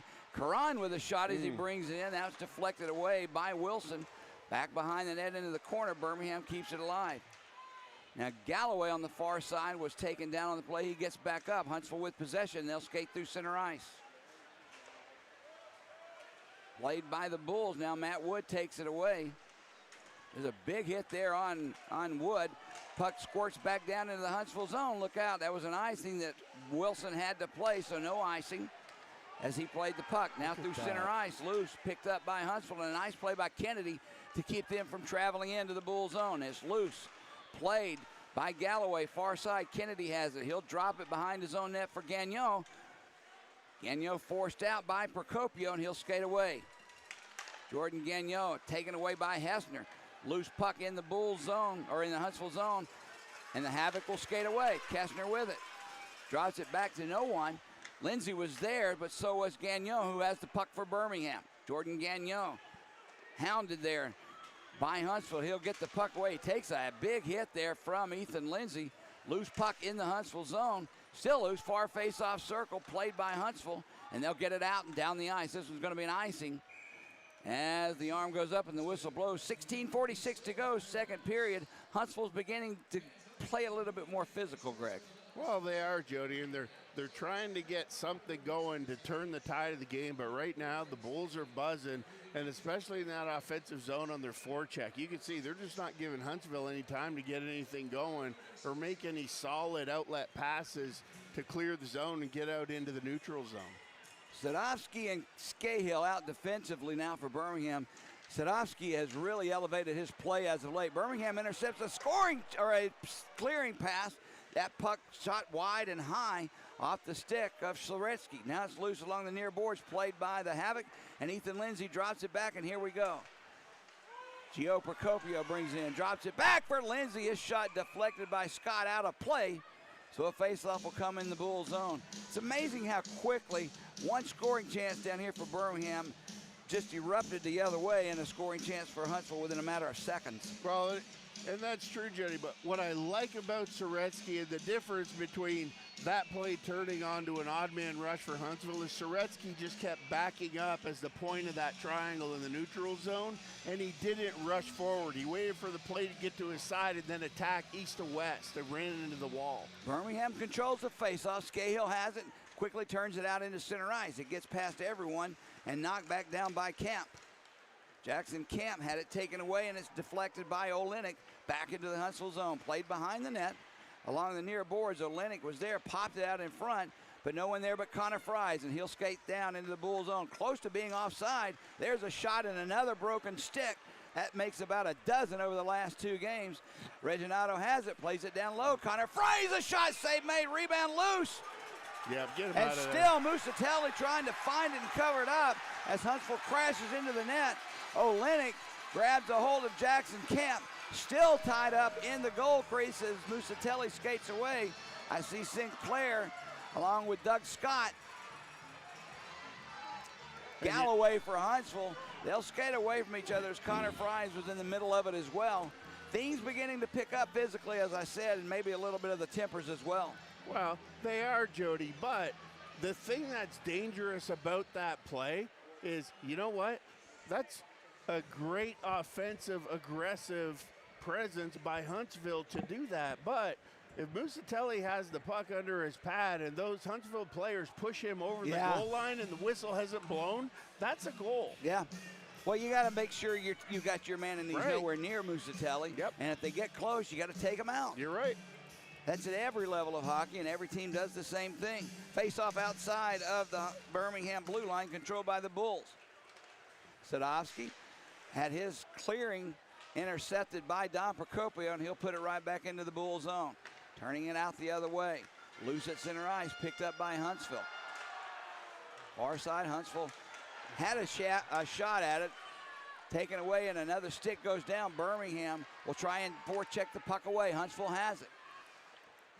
Speed picking up in this game. The puck was loose along the Bulls' blue line, picked up by Sadovsky, who will send it around near side. Scaldi had a chance to get it out. It comes back down to Sadovsky, who will try the other side. Picked up by the Bulls, and will clear off the boards. Scaldi giving chase, but Don Procopio catches up with it first, and we'll have a face-off back in the Bull zone. Scaldi there, Greg, of course, his dad, Jared, played many years in the NHL. He's now coaching the Japanese national team in hockey.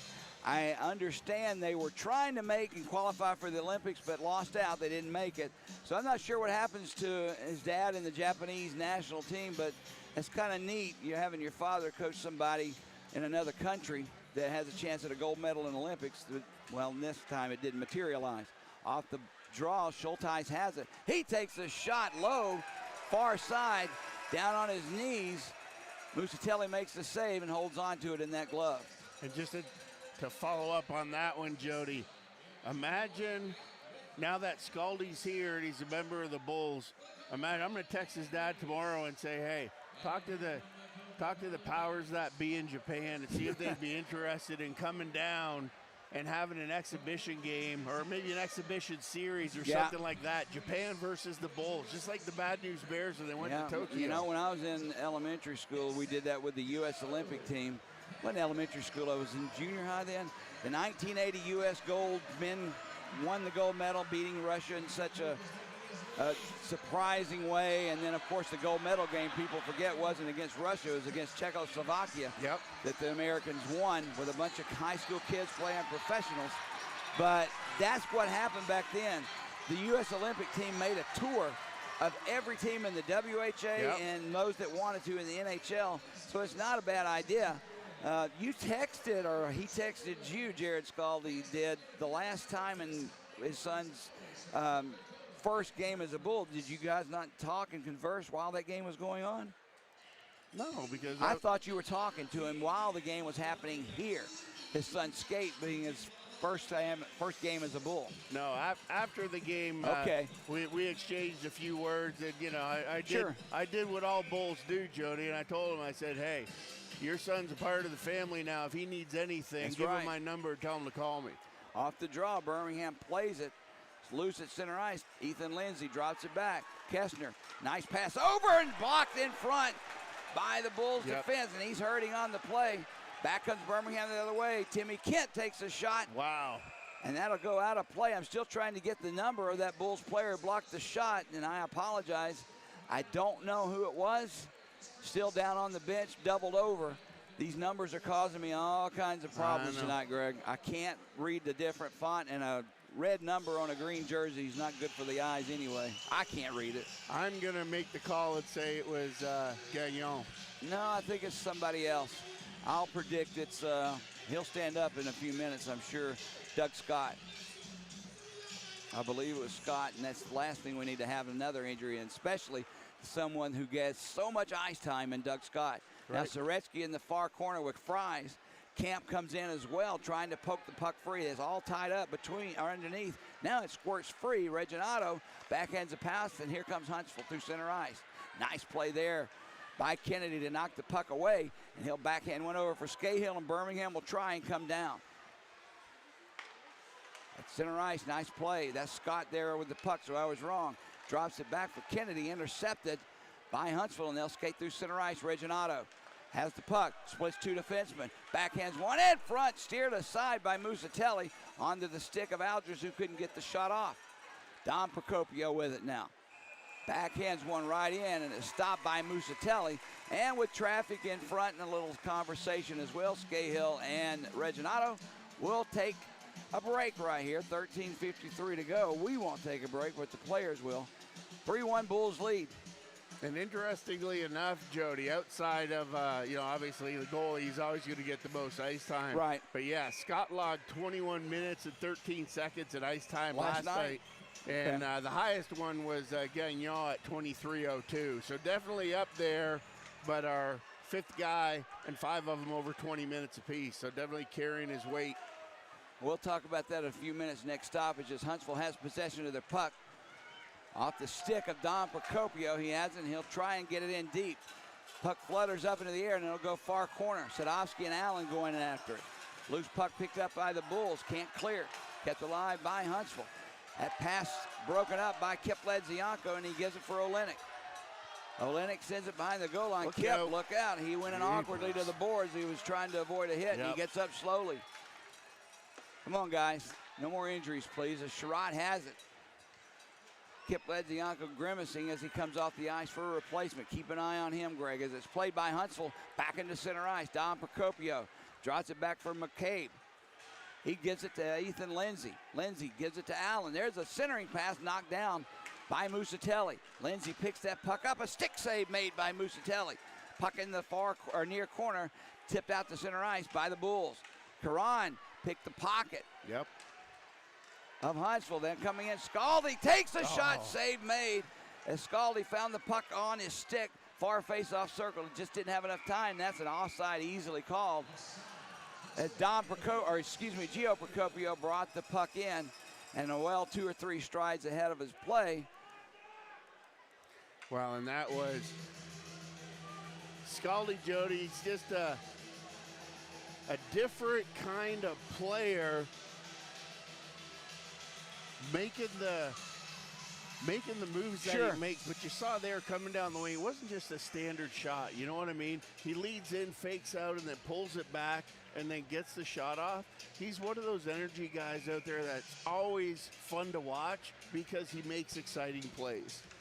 One thing Birmingham has lacked all year long is goal scoring, and so any chance you get now right behind the play, Youngworth sends the puck out of the zone, colliding there with Ethan Lindsay. Lindsay's been throwing his weight around since he's got more ice time in the second, and he's really making his presence known physically. He's had a couple of good hits down there, Jody, and looks like he's got a little something else he might like to bring to the table, so we'll keep an eye on that here.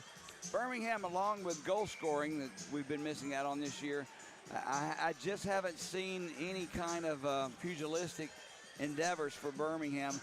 Not that I want them to, I don't, but that's why I was so happy early on when one of the Bulls came down and took up for a buddy. You got to have some physicality to your team. As Birmingham has the puck, Kennedy brings it into the Huntsville zone. There's a shot, stick save made by Wilson, and it goes into this netting out of play. Birmingham will have a face-off in the Huntsville zone. 12:20 to go here in the second period. Bulls up by 2. And Greg, around this time previously of the last 14 hockey games Birmingham has had, this is when I hold my breath. From the midway portion of the second period through the end of it, this is when we seem to get out of control if we're not careful. I hear you, Jody, but not tonight. Off the draw, Soretsky there. He'll stop and try it again. Timmy Kent on the far side of him. Linesman talking to the Huntsville player. Puck finally dropped, goes into the far corner, played by the Havoc out. Youngworth has it. He'll dump it right back in, and Wilson will stop it. Plays it around the near boards for Alger. Austin Algers. One man with him. Kent takes the puck away and absorbed a hit there at center ice. Huntsville will take it and turn it back in. Reginato has it. He couldn't get it down in front of the net. Gives a cross check or two. And departing ways to Gagnon. Loose puck along the near boards. Camp will keep it in. Soretsky spins away. Has possession of the puck.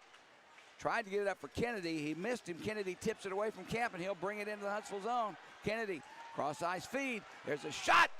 That one blocked in front by Camp. Never made it through to Wilson, but that's exactly how Gagnon scored his first goal.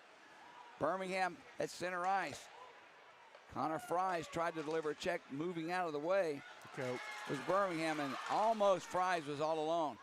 But he was stopped on the play. Now Musatelli will play it to the far corner. Back near side for Scahill. Connor Scahill with the puck. Gets it ahead for Sinclair. Backhands an ice one to Olenek. Olenek sets it up far side. There's a shot, never made it two. Well wide of the net, and Huntsville will clear. Here comes Byrne. Nathan Byrne sends it into the corner. Behind the net is played. Doug Scott is there, along with Byrne and Galloway. It comes free. Birmingham will have a chance, 3-on-2 odd man rush if they can get it through. Nice hit. Far side on, I believe that was McCabe that delivered the hit. Caused the puck to be coughed up, and it's loose. Played by Birmingham at center ice. Had a chance for a 3-on-2 there, Greg, but the checking saved that one for Huntsville. Now, here we go. There's a hit far side on Don Procopio. Birmingham Sadovsky with a slap shot as the puck found its way to him, well wide. There's a deflection by Wood off the mark. Birmingham starting to do some different. That's a puck that was rising up, almost got Wood right in the noggin. And it's played back into center ice. Birmingham will retreat but have possession. Pass ahead for Wood, gets past everyone, and icing will be called as Don Procopio touches up, face-off back into the Bull zone. And Jody, last night I was sitting there in my hotel room and listening to the game and the UNZ doing your thing and Bulls playing on the ice, and I was thinking about it, but where the Bulls had success last night, what started that whole thing? And this is just my opinion, but Scaldi coming out and making something happen and getting the that 5-minute fighting penalty right off the bat, and the Bulls jump out into the lead. And I'll finish it here after the next whistle. Off the draw, Sherratt skates away with it. Aaron Sherratt, nobody to drop it back to, so he slides a harmless one down in, and Brian Wilson easily just covers that up. 9:57 to go here in the second. We'll have our second media timeout. Bulls up 3-1. But getting back to it, if you look back at the group that we had together from 95 to 2001, you know what I mean? We had 4 lines of guys. Yeah. Okay? So take last night's game. Scaldi goes in the first, and then after that, there wasn't anything else, and that's, where you talk about that second period stuff and so on and so forth. But back in the 90s, you know what? Popper would go in the first, Goulash would go in the second. There was always someone there to do that. But that's what I mean. But that's the difference in the hockey with 3 lines versus 4 lines. It's the makeup of the hockey team too. There's no dirtiness. There's no fighters, so to speak. There's no tough guys, if you want to call it that. Whatever it is you want to say. There's no player on Birmingham to actually go out there and cause havoc with dropping the gloves and fighting. I'm not sure Huntsville has that either. The game is steered away from that kind of play, Greg. It's hard for me to admit because that's what I love, the physicality of hockey. But there just seems to be fewer and fewer and fewer players play the game the way it was played in the 90s. Oh, yeah. And, I mean, even watching Reginato, Jody, just watching him from, like, last year, and I've really focused on him tonight because of his point production and stuff like that. But, I mean, the guy is faster.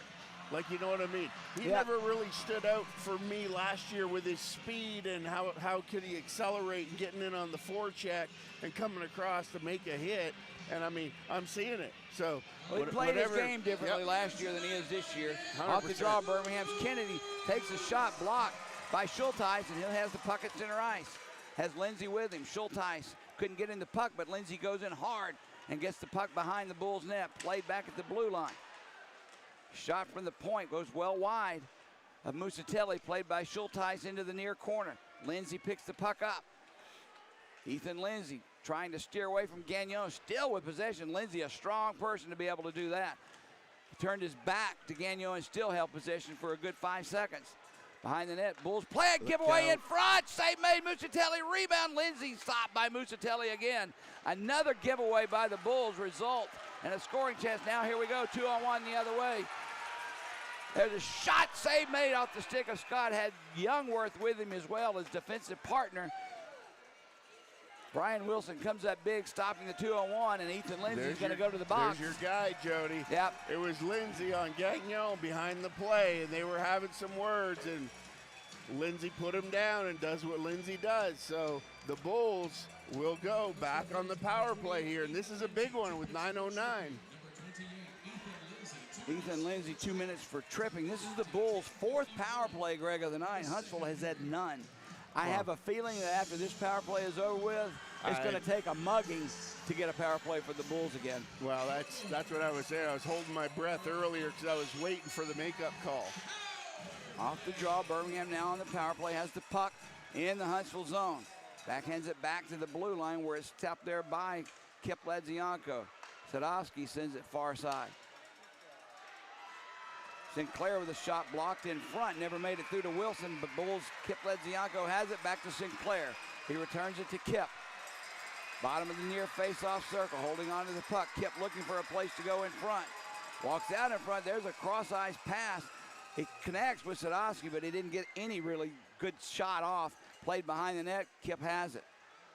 Minute 22 to go in the power play. Bulls have had possession of the puck in the Huntsville zone the whole time. Nice Sinclair shot. with a shot as he walked it in. Save made by Wilson. Bulls get the rebound. Nice pass over to Kip. One-timer by Sadowski, and a blast it was. And on the mark, Brian Wilson answers though and makes the save. And he was not about to let that puck hit the ice. He just gobbled it up. Well, and you can see the power play tonight, Jody, and I like what Coach Simchuk is doing down there. And, you know, because as a player and when I coach, what I always try to do is feel the energy of the guys. I want to reward the guys who are having a good night. And there's Sinclair. He's got 2 goals in the first period, and now we see him out here on the power play. And he had 2 good scoring opportunities with great shots. So I like what Zimmer's doing down there tonight. Zimmer on the draw for Birmingham. No one really cleanly won it. Puck is loose along the far wall. Zimmer checks his man. Loose puck taken and sent out by Huntsville. Timmy Kent has to circle back. He wanted to go in, but Bulls were in ahead of the play. Birmingham now with possession in their own zone. Thought about a drop back pass was Gagnon, but he'll bring it in and pop it into the far corner. Played behind the net and out by Huntsville. Remember, they're on a power play for another 30 seconds. Not really any good scoring chances so far out of this power play for the Bulls, as it's played by Gagnon behind the net. 30 seconds left in this power play, which I predict may be the Bulls' last of the night. Timmy Kent, the new Bull, brings it in. 3 players on him, so he'll dump it behind the net. Kent backhands one over for Soretsky, near boards. Soretsky behind the net. It gets past everyone, far side. Gagnon has to hustle, he does, keep it alive. We're down to 10 seconds of power play time remaining. Kent tried to get it to Soretsky. Knocked away by Procopio. Kent comes in to try and get it back and knock it down out of the air, and that'll do it. Power play is over with. Huntsville back at full and even strength. Puck squirts loose behind the net, played by Huntsville, and then here we go. The other way, Ethan Lindsay just out of the penalty box. 2 men back for Birmingham. Lindsay along with Camp now, who has the puck in his own zone, Jackson Camp. Lindsay had a chance to come in really untouched there, but he opted to pass it back. Played by Huntsville along the far boards. Out in front, a centering pass for Galloway, knocked down. It never made it through to Musatelli. Now it's loose in the near corner, played by Huntsville. Centering pass out by Camp. His shot goes wide of the net, maybe hit the side of the net. Huntsville now starting to put the pressure on. Far side pass, Camp takes the shot, deflected out of the way by the Bulls. Now it's loose behind the net, squirts free far side for Scaldi. Gates Scaldi sends it around the boards and out, clearing the zone. Birmingham needs a line change. They'll have to put the puck in deep. They can't. Taken away by Huntsville real quickly. Here comes Byrne the other way. Draws it back. Procopio with a shot, blocked by Olenek. Now it's picked up by the Bulls, Scott, and he clears it down the ice. This is going to be an icing. It's not what the Bulls wanted. See, and that's last night, Jody, we talked about getting caught out there on those icings. So now what you're going to get, Huntsville's going to go. Oh, they're about to put the pressure on like crazy now. They're going to change out their guys. They're going to have fresh legs out there. We've got guys sitting here out on the back end of a 1:45 shift, and that's about 1:20 too long. Doug Scott out defensively. I believe that's Karan that's playing defense now, or is Karan up on the wing? Either way, Scaldi is out with Scott. Bulls control the faceoff. Sent behind the goal line. Scott trying to poke the puck free, fighting for his man, or with the man for the puck.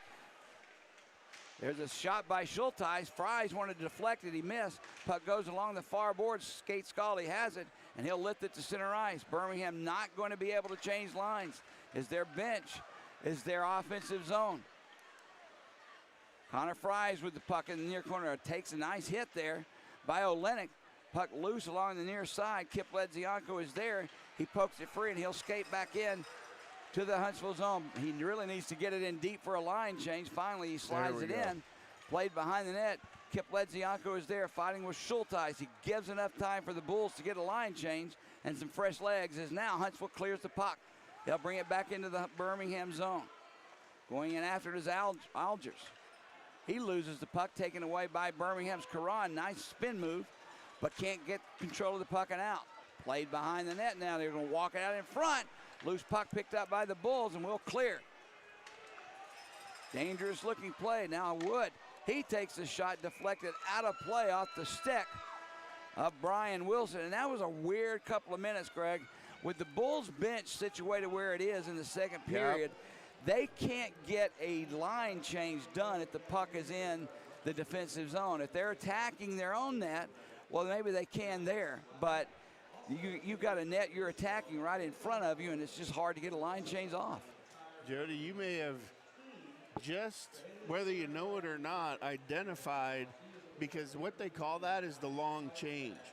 You know what I mean? Yeah. If you're not intentional in that second period and you get caught in situations like the Bulls just did there, those guys are out there for over 2 minutes. That's tough. And that's what I'm saying. Go out there in front of your house and just run down the road as hard as you can for 1 minute and 45 seconds and then stop, rest for 7 seconds, and then do it again and see how long you last. All in line with that is, you know, it's on the mind of the Bulls that the second period has been tough for the Bulls. It's when we've given up our leads.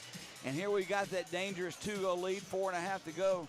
You know it's on their mind, and when you're on a long shift like that without any relief, wow, that's pressure. No way, Jody. Have you ever seen the movie For the Love of the Game with Kevin Costner? Yep. And he's Yep. the pitcher, right? Like, you're saying it's on their mind? I disagree 100%. I think it is. When you're playing and you're in a game, you clear the mechanism and you're in the moment right now. And you just get You out don't there. think that they're thinking about the leads they've given up No in the way. second period? Nope. Off the draw, puck is loose along the near boards, cleared. Here comes Ethan Lindsay, one man back for the Bulls. Lindsay drops it back for Kessner. There's a centering pass for Gio Procopio off the mark, but they get the rebound far side. Or not the rebound, but the errant puck. Now, Sherrod pushing and shoving. Finally, here we go. Sherrod, I can't see who that is for Huntsville, but they're going at it toe-to-toe. The gloves are dropped. A big left thrown by, I believe it's Procopio, takes down Sherrod. Nobody really got a clean punch off, Right. but Gio Procopio and Aaron Sherrod dropping the gloves and going. The fans love it. Sherrod's going to love it. He's cut. That's Gio Procopio took an uppercut or some kind of punch on his right eye, and he's going to the locker room to get that fixed. Meanwhile, Sherrod will go to the Birmingham Bulls penalty box as well, although Yeah, I think he may be taken off the ice since there's only 4:25 to go in the in the second. 5 minutes for fighting. Number 12, Giovanni Procopio, 5 minutes for fighting. Birmingham penalty, number 4, Aaron Sherrod, 5 minutes for fighting. There you So go. both coincidental fighting Yeah. majors, so should stay 5-on-5 here. Yeah. But I think when all of that was going on, Jody, and all the bodies were in front, I want to say Sherrod made the motion that looked like he got one off, and then I think it was returned, and then they both just I tied saw up. the one and punch referee, by Gio. Yep. He connected, definitely. Yeah. I did not see the punch that cut Gio Procopio's eyes, but you're right. It must have landed firmly on that right eye. All right, 5-on-5 hockey, 4.5 to go. Off the draw, taken by Huntsville. Vitale sends it far side. There's a shot that never made it through, dropped by Gagnon. Now another shot from the point, never made it through. Reginato behind the Bulls' net. Couldn't get past Gagnon. Gagnon is just all over the place tonight.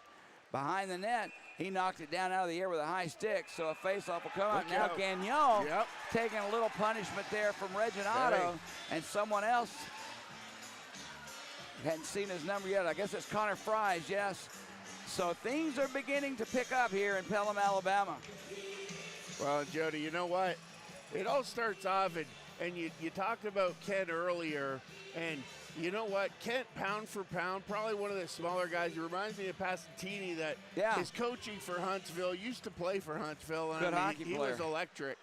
Off the draw, it's taken by Jackson Camp. He sends one in and made it through to Musatelli. Couldn't control it. Puck played far side. Fries tied up Kennedy as the Bulls clear the zone. Under 4 minutes to go here in the second period. Birmingham clinging to a 3-1 lead. Timmy Kent sends it behind the net. Birmingham will wait and set the play up there. Played along the far boards, out of the reach of Sinclair. It's knocked in the air. Birmingham has it. It gets to Sinclair, who reached out far for it. He'll go left wing side. Sinclair dropped it back, no one there. Huntsville intercepts, and they'll go the other way. They try to set it up, and they do to Kessner. Scahill on him. Takes the puck away from Josh Kessner. That you don't say every day. Sinclair with the puck. Kessner takes it away from him. Now he goes down. Penalty coming up on the play. I believe it's going to be Scahill. And Huntsville will get their first power play of the night. No argument from me. Kessner has a tendency to do that. He's such a good hockey player. When he gets possession of the puck, sometimes you just want to make sure he doesn't do anything else with it, and that's what happened. He hauled him down. No, that was it. And before that, Jody, even when he Sinclair is going on. Even when he fell down, you know what I mean? Yeah. That was just Kessler faking himself out and running out of real estate down there. He ran out of ice and ran into the boards. But yeah, he's definitely shifty. You want to keep your eye on him. And Sinclair will get 2 minutes for hooking here at 3:04 to go in the second period.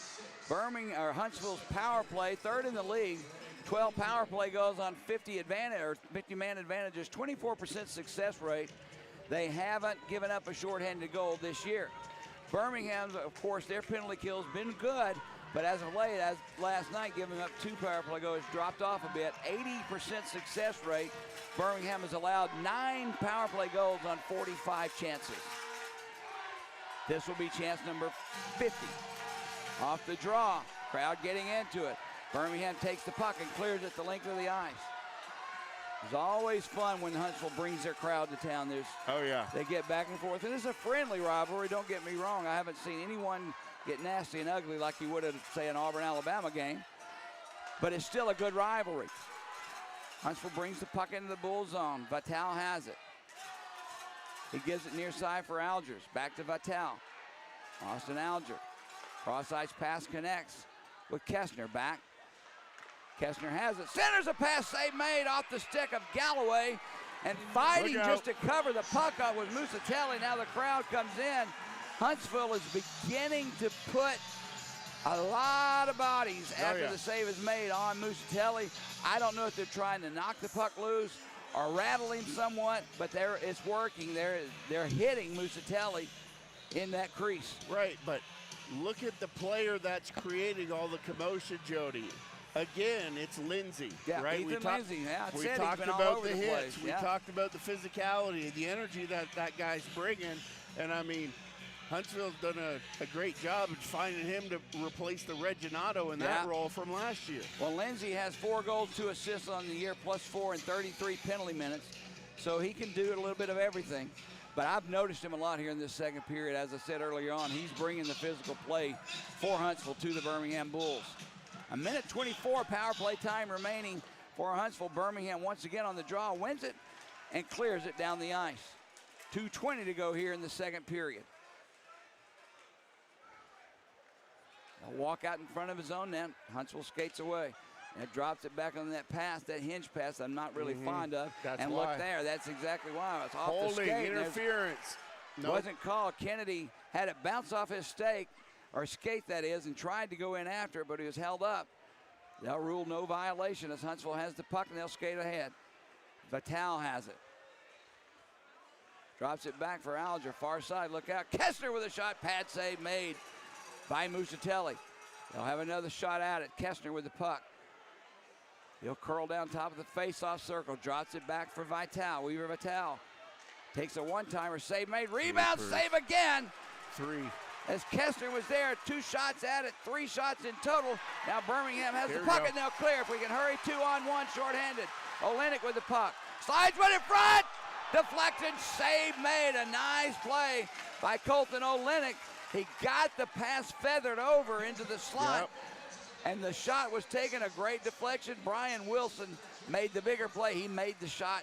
He stopped the shot right there. And that's what I'm talking about. Speaking it into existence, Jody, because you mentioned it, and Huntsville has not had a No, you're right. power or short-handed goal against. And I was Almost. like, there almost was. So that's probably the best opportunity anybody's had this season with that one there. So great job by Olenek. He got the pass Yep, over he to did. Scahill, and he did everything he could with the puck. Brian Wilson just made the great save. Well, keep in mind, Scahill being a defenseman, now already Yeah. had to skate to get in that position. Off the draw, Kipledzianko is there, tried to kick it free. Olenek takes the loose puck, fires it in. Birmingham trying to kill the last 10 seconds of this power play off. Have done a good job the last 20, keeping it in the Huntsville zone. There's a drop pass back. Birmingham will kill this penalty and back at full strength, but Huntsville will try one last time. Reginato sends a pass across the ice, tipped away by Sinclair, who is just out of the box, and he'll send it back into the Huntsville zone. Good. Under a minute to go here in this second period. Good heads-up play by Sinclair there out of the box to recognize the play in the defensive zone and cut to it, clear it. Now McCabe almost lost it, tried to get it over to Don Procopio. Birmingham doing a good job forechecking. Keeps them out. Now Reginato, big head of steam, sends it in. And a Nice. wrister had that left corner marked, but Musatelli puts the glove on it and makes the save and holds it. We'll have a face-off to his left with 32.8 seconds remaining in the second. Hey, you see what I mean there, Jody? Reginald, he didn't have that last year. That was No, a you're great right. rush. You're exactly right. From the neutral zone, cutting in, comes into the slot. It's all seamless. It's smooth. He got a quick wrister off coming across, changing his shooting lane, but Musatelli was there to make the better save. Face off to his right. We're down to the last 30 seconds of this period. Matt Allen on the draw for Huntsville as the puck is dropped. Won by Zimmer. Goes around the far boards. Matt Wood is there, but he can't get it out. Galloway has it. Looks for a place to center it. Got it in front, but off the mark, and the puck escapes the zone. We're down to 20 seconds left in the period. Played by Doug Scott, but not out. It's kept alive by Huntsville. Centering pass steered aside off the stick of Musatelli. They pick up a loose puck, save made, rebound there, almost popped it in. Galloway had a shot at it, just missed the mark. We're down to 2 seconds. Birmingham dodged a bullet, if not a missile right there, Greg. The last two shots, point blank range in on Musatelli, made the stops. And that's what I'm talking about, what usually happens in the second period. Before you can blink an eye, something has happened that's caused another goal. That time, Birmingham shuts it down, and goodness gracious, we get to go to the locker room with a 2-goal lead after 2. Well, and it was one of those things, Jody, and it was just a harmless, you're looking up at the clock as a player. Yeah. I know. There's 13 seconds You can't help left. but look at the clock. And you're like, okay, we're going to get out of this one and so on and so forth. And then it's literally at the top of the circles. All you have to do is clear the zone. But you mentally checked out of the game thinking about there's only 13 seconds left. You know what I mean? It's Yeah, I got know to what be you mean. 13 seconds left. You got to grip your stick tighter or be like, But isn't that usually when mistakes happen, you grip your stick too tight? well, I'm saying to make sure you clear the zone, not gripping your stick too tight to make a pass or Yeah. whatever. But that was the longest 11 seconds over. Just a bad exit. But We escaped it though, Greg, well, like we you did. said And that we would. you talked about shooting bullets and dodging bullets and everything like that. And I'll tell you, Musatelli's standing in there like Superman, is. just taking bullets off the chest and bullets off the shoulder and right there to bail the Bulls out. And they have their best period as of late, Jody. So let's keep this positive That's energy true. going and roll into the third period tonight. 25-24 shots on goal in favor of Huntsville as we go into the second period intermission. And it's been a while since we've had a lead after 2 periods. If I'm not mistaken, that's only happened twice this year. And one time we lost in regulation, the other we lost in a shootout. Birmingham going into that locker room, I just would love to know what the leaders in that team, minus Craig Simchuk, what they're saying to each other about taking that 2-goal lead in the third? Do you talk about protecting it? Do you talk about staying in your lanes? Do you talk about staying with your man? Or do you talk about getting that fourth one? You talk about, guys, we've had 40 good minutes. You got to play 60 minutes in a hockey game. Hey, go out there, have a solid 20 minutes, and you clear the mechanism. You don't worry about what happened 5 minutes ago. You don't worry about what you're doing tomorrow. Just go out there, do what you love, and play hockey. And that's the biggest thing, Jody. I don't care what the Bulls did 4 games ago, 5 games ago. What I care about is where we are right now. We got 16 minutes to go until the puck drops in the third period. So let's roll this one out. All right. 2-goal lead in the locker room, 20 minutes to go. Birmingham trying to obtain and earn and work for that first regulation win of the season. It's hard to say, but through 14 games this season, Birmingham yet to win a regulation game, or 15 games, I'm sorry. Tonight's going to be the night, Greg. Tonight's the night we get There the you monkey go, off our Joe. back. That's what I'm talking about. In this 6-game streak that we're on and start something anew. It doesn't take anything to get going. Once you win one, the second and third one, you can just feel it. You can feel that momentum going your way. And Birmingham needs it in the worst of ways. There's a long way to go till the end of this season. There's 58 games in a regular season now in the SPHL since we added 2 in the offseason. This is game 16. Long way to go. So I'm going to put it to you like this, Jody. I'm going to go back in history to the point where you were a young teenager. Yeah. You went to the, not high school. What do they call it before high school? Middle school. Yeah, so you're at the middle school dance, right?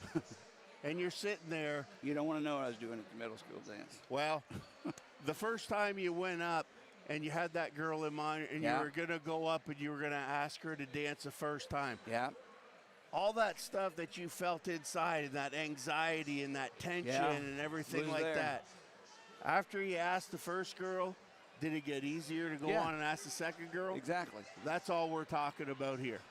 All it is growing pains and maturing and all that stuff. And I'm saying right now, if you're a Bulls fan, does not matter where you're at. We just need to live in the moment, every moment, and you handle it one shift at a time and get better every shift.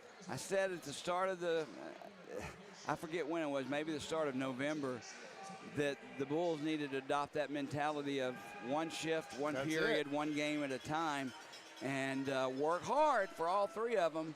But still, this game, and even last night to some degree, this game is starting to show a little bit different hockey team than we've seen previous.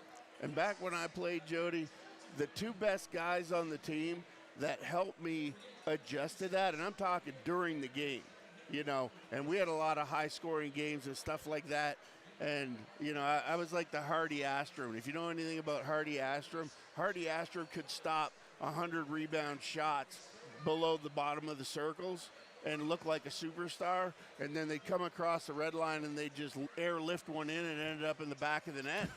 Probably couldn't see, maybe I couldn't either. But the bottom line is whenever those goals went in and stuff like that, it's like Hicksey and Holtby were always there cycling back saying, Drev, we got this. Forget about what just happened. All I need you to do is look forward and close the door. Close the door, win a game, and you know what? Nobody remembers the bleeders from the red line that I let in. Well, Birmingham's goaltending tandem, Jacob Musatelli and Hayden Stewart, I mean, the goals may not look like it that they've given up, but they literally have single-handedly kept the Bulls in the season so far. They've played incredibly in the net. Even giving up 3 and 4 goals a game, these guys could have easily given up 7 or 8 a game, but they're not doing it. They're great goaltenders. They haven't quit, and that positivity and that leadership, Jody, even from a rookie. Same thing back when I came. I was a rookie when I came, but by the end of the year, it's like guys realize, hey, I just didn't quit. And that's what we're seeing from Stewart and Musatelli. They didn't quit. They're playing their hearts out every single night. And you know what? Now you're seeing guys. I bet you Gagnon, you talked about the time that he had last night. He was our leading ice time guy last night with, what do you have there? 23 minutes out of a 60-minute game. So he played a period by himself, and I guarantee you, he's becoming a solid core foundation, but it bleeds out from the goalies. Yeah. You've got Gagnon. You've got Scott. Sherratt. You know what I mean? Going down the list, Sadovsky. Yeah. Every one of those D is getting better every single game, and that's what it takes. And it's going to bleed from the goalies to the D to the forwards. And I'm telling you, positivity is contagious, just like negativity is. And tonight I'm Mr. Positive. Usually I'm the glass is half empty guy. You are always the glass half I was empty going to say guy. maybe I always was. That's what happens when you're a Toronto Maple Leaf That's fan right. and an Auburn fan in the same lifetime. That's just asking for trouble. That's a double-barrel shotgun staring you in the You're face. right. But not tonight. I'm going along with you. We'll be Mr. Positive. We're going to end this streak we're on, and we're going to start a new one. And it's going to be all wins from this point, at least for the next couple of games. Remember, though, Greg, Birmingham will not be back at home playing on our own home ice again until December 26th, after Christmas. So we go basically 3 weeks without a home game, 6 games in a row on the road. Sometimes that's a good thing, though. Well, it is. It is. I've been on road trips in the Sure. past, Jody. You know what? You struggle at home because I hate to say it, but at home, there's real life distractions. Sure there is. You know what I mean? I know exactly what you mean. Whether it's something in your life, something in your house, or something on your way to Something's the always rink. going on. But when you get on the road, all that you focus on is your teammates and the game, because you're on a bus, you're resting, you get off, your meals are there, they're prepared for you, and like it's just like you get in that routine, and I'm telling you, magical things happen when you have a big streak of games on the road, and I believe the Bulls have a better road record than They they do. do a home record. Already we have a better home or road record, but we come up after this game tonight. We'll be at Pensacola. I'm sorry, hold on 1 second, that's wrong. We'll be at Evansville on the 6th, Quad City on the 12th and 13th, Knoxville on the 19th, Roanoke on the 20th, 23rd in Pensacola before we're back home the 26th to play Macon. This game and those games are going to go a long way, Greg Dreveny, in determining what kind of season the Birmingham Bulls are going to have.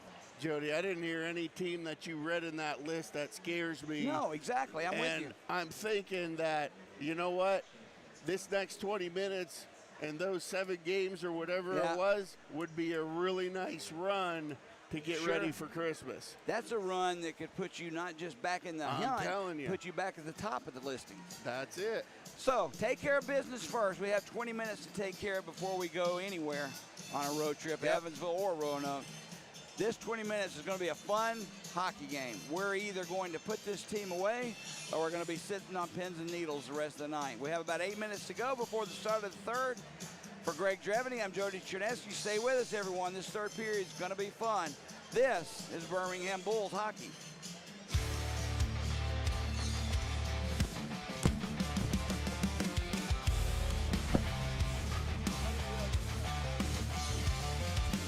Over the mountain, Vulcan on the right.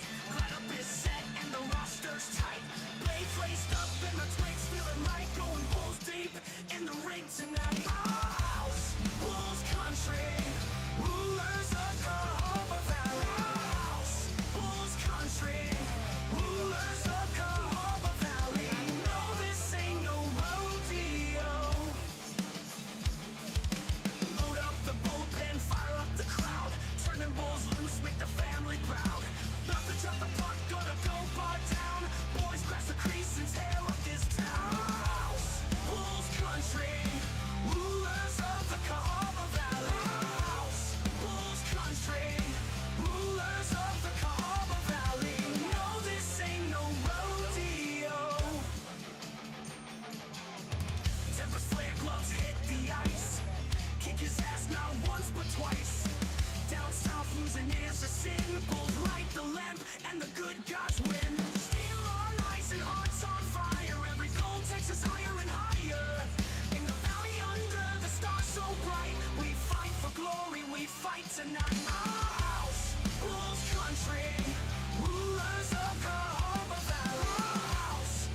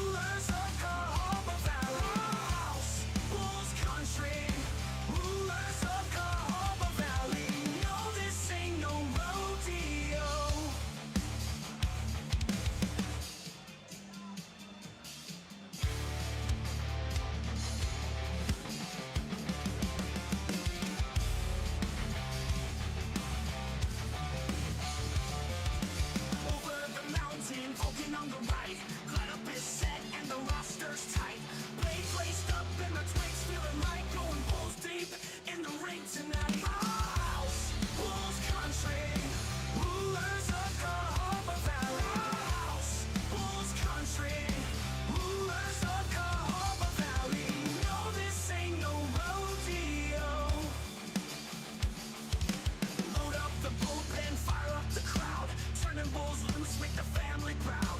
About to drop the puck, gonna go bar down. Boys crash the crease and tear up this town. House, Bulls country, rulers of the Cahaba Valley. House, Bulls country, rulers of the Cahaba Valley. No, this ain't no rodeo. Tempest flare gloves hit the ice. Kick his ass not once but twice. Down south losing is a sin. Bulls light the lamp and the good gods win. Steel on ice and hearts on fire. Every goal takes us higher and higher. In the valley under the stars so bright, we fight for glory, we fight tonight. Our house, Bulls country, rulers of Cahaba Valley. Our house, Bulls country, rulers of Cahaba Valley. No, this ain't no rodeo.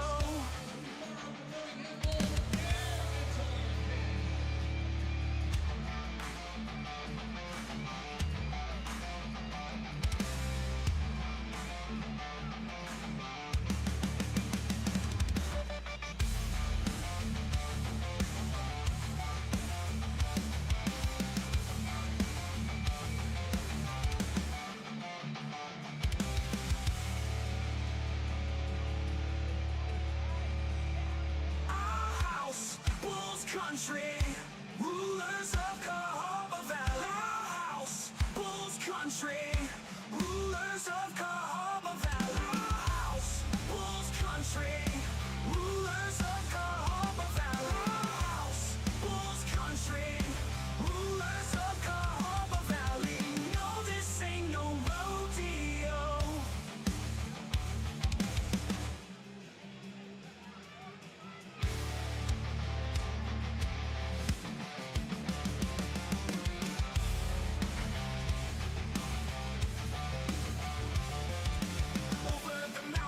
Vulcan on the right, lineup is set and the roster's tight. Blade laced up and the twigs feeling right, going Bulls deep in the ring tonight. Our house, Bulls country, rulers of Cahaba Valley. Our house, Bulls country, rulers of Cahaba Valley. No, this ain't no rodeo. Load up the bullpen, fire up the crowd, turning Bulls loose with the All right, and family we're proud. back here at the Pelham Civic Complex, UAB Ice. And folks, second period intermission. We'll give you the update as we've got 2 minutes and 10 seconds here to go to puck drop for a very important third period. 20 minutes, which was a very good hockey game to this point. But as the Bulls come back to the ice, we'll hit the recap real quick. Fayetteville ended up staying on top of Peoria, even though Peoria, it looks like they had a big comeback in this one. As Fayetteville won 5-4 is the final there in Fayetteville. So great job by Fayetteville tonight, taking one away from Peoria as Fayetteville was at home. How did our boys do in Fayetteville after all? We know that Shane Murphy and Matt Wiesner scored for Fayetteville in their first games for the Marksmen. Anything after that? Dabrowski, a newcomer for Fayetteville as well, traded from Pensacola. He got a goal. So let's hit the okay. But there you go. Wiesner had a penalty, But no other goals. and yeah, Wiesner had a penalty, and then they scored on the power play. Murphy got another assist. So he had a Another assist. 2.9 for Shane Murphy. Yep. He didn't have one of those for us. Nope. Like I said, sometimes guys. Well, that change first the game, scenery. you're pumped up too. You know, the adrenaline's pumping. I like what we have in Timmy Kent. He makes a difference in speed and passing, puck handling. The thing about Kent, Jody, we noticed that we talked about the top guys logging ice last night. Yeah. And Timmy Kent was number 4. So First game as a pool, he Yeah. gets over 20 minutes of ice time. 21-49. That tells you a little bit about his abilities and what the coach thinks of him. But that is one thing that Murphy often didn't get that kind of ice time. No, So it's he good to didn't. have Ken because we need somebody to grab the reins here and, you know, start getting some chemistry with some guys logging some big minutes as we're seeing with Gagnon tonight back there in the back. Yeah, he's impressive tonight. This probably is his best game to me that I've seen him play as a Bull. 100%. So Quad City knocks off Knoxville 4-2. Macon behind Evansville 3-1 there. 16 minutes to go in the third. Roanoke and Pensacola knotted out 1 in the third. We're back to action here. All right, here we go. Third period underway. Next goal is a huge goal to say the least. As Huntsville has it, they'll turn it to center ice and tap one in. Out of his net, Musatelli plays it. The backhand one over. Birmingham just trying to get possession and clear. Played behind the net. Huntsville putting the pressure on early. Puck in the air, knocked down by Ethan Lindsay, but escapes to center ice, where Schulteis takes it and dumps it right back in.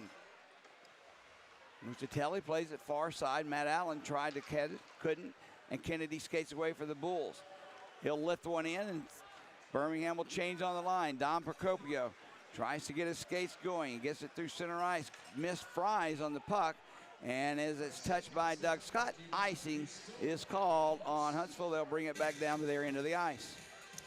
There you go, Jody. First shift, 1 for 1. Good to go here. You just knock it out one shift at a time. Now, all of a sudden, Sherrod out of the penalty box. He, along with, who is that serving the penalty? Because Procopio, yeah, it is Procopio. Gio Procopio and Sherrod both get out of the penalty box. Sherrod had something to say to the referee. They're barking at each other now, Sherrod especially. All right, we got cotton candy in our face here. Can't see what's going on. Can you get... Played by the Huntsville Havoc. There's a shot off the stick of Procopio. We apologize, they're right in front of us. And here come the Bulls. Here come the Bulls the other way. Finally got the cotton candy vendor to move out of the way. Sinclair has it far side. Had it taken away from him. And here comes the Havoc. Connor Fries sends it over for Reginato. Stops at the top of the faceoff circle. He loses the puck, and it's sent through center ice back into the Huntsville zone. Schulteis sends it ahead for Reginato, who dumps it in. He'll come off for a line change. Puck is stopped as the Bulls try to clear. Played along the near side. Zimmer is there, along with Arsenault. Haven't called his name a lot tonight. Jacob Arsenault. Behind the net, played by Huntsville. Two Bulls take the puck away.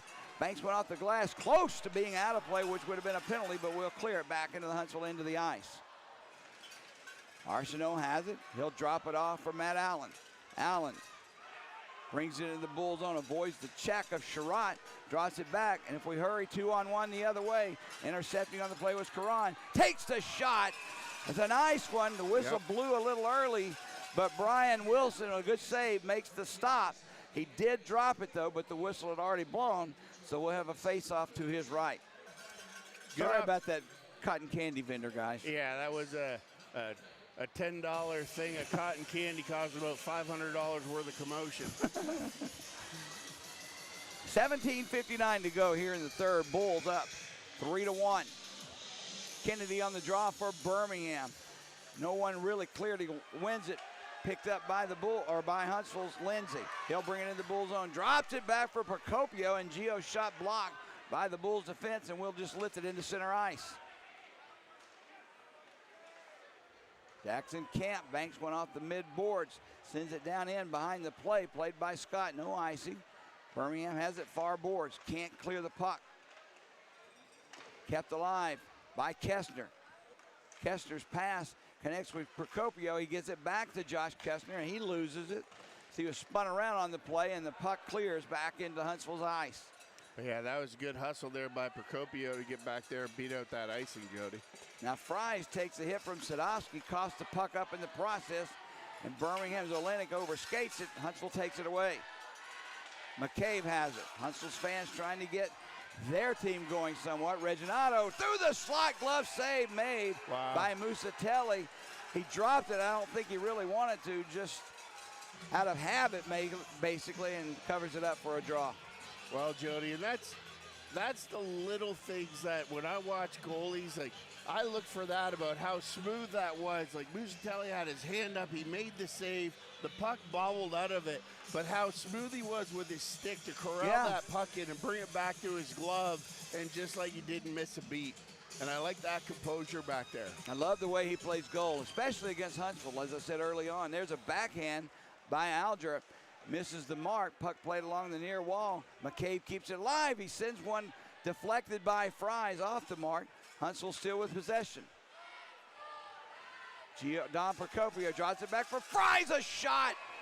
And stop made by Musatelli. No one was between Fries and Musatelli, and I believe that actually aided Jacob for making the save.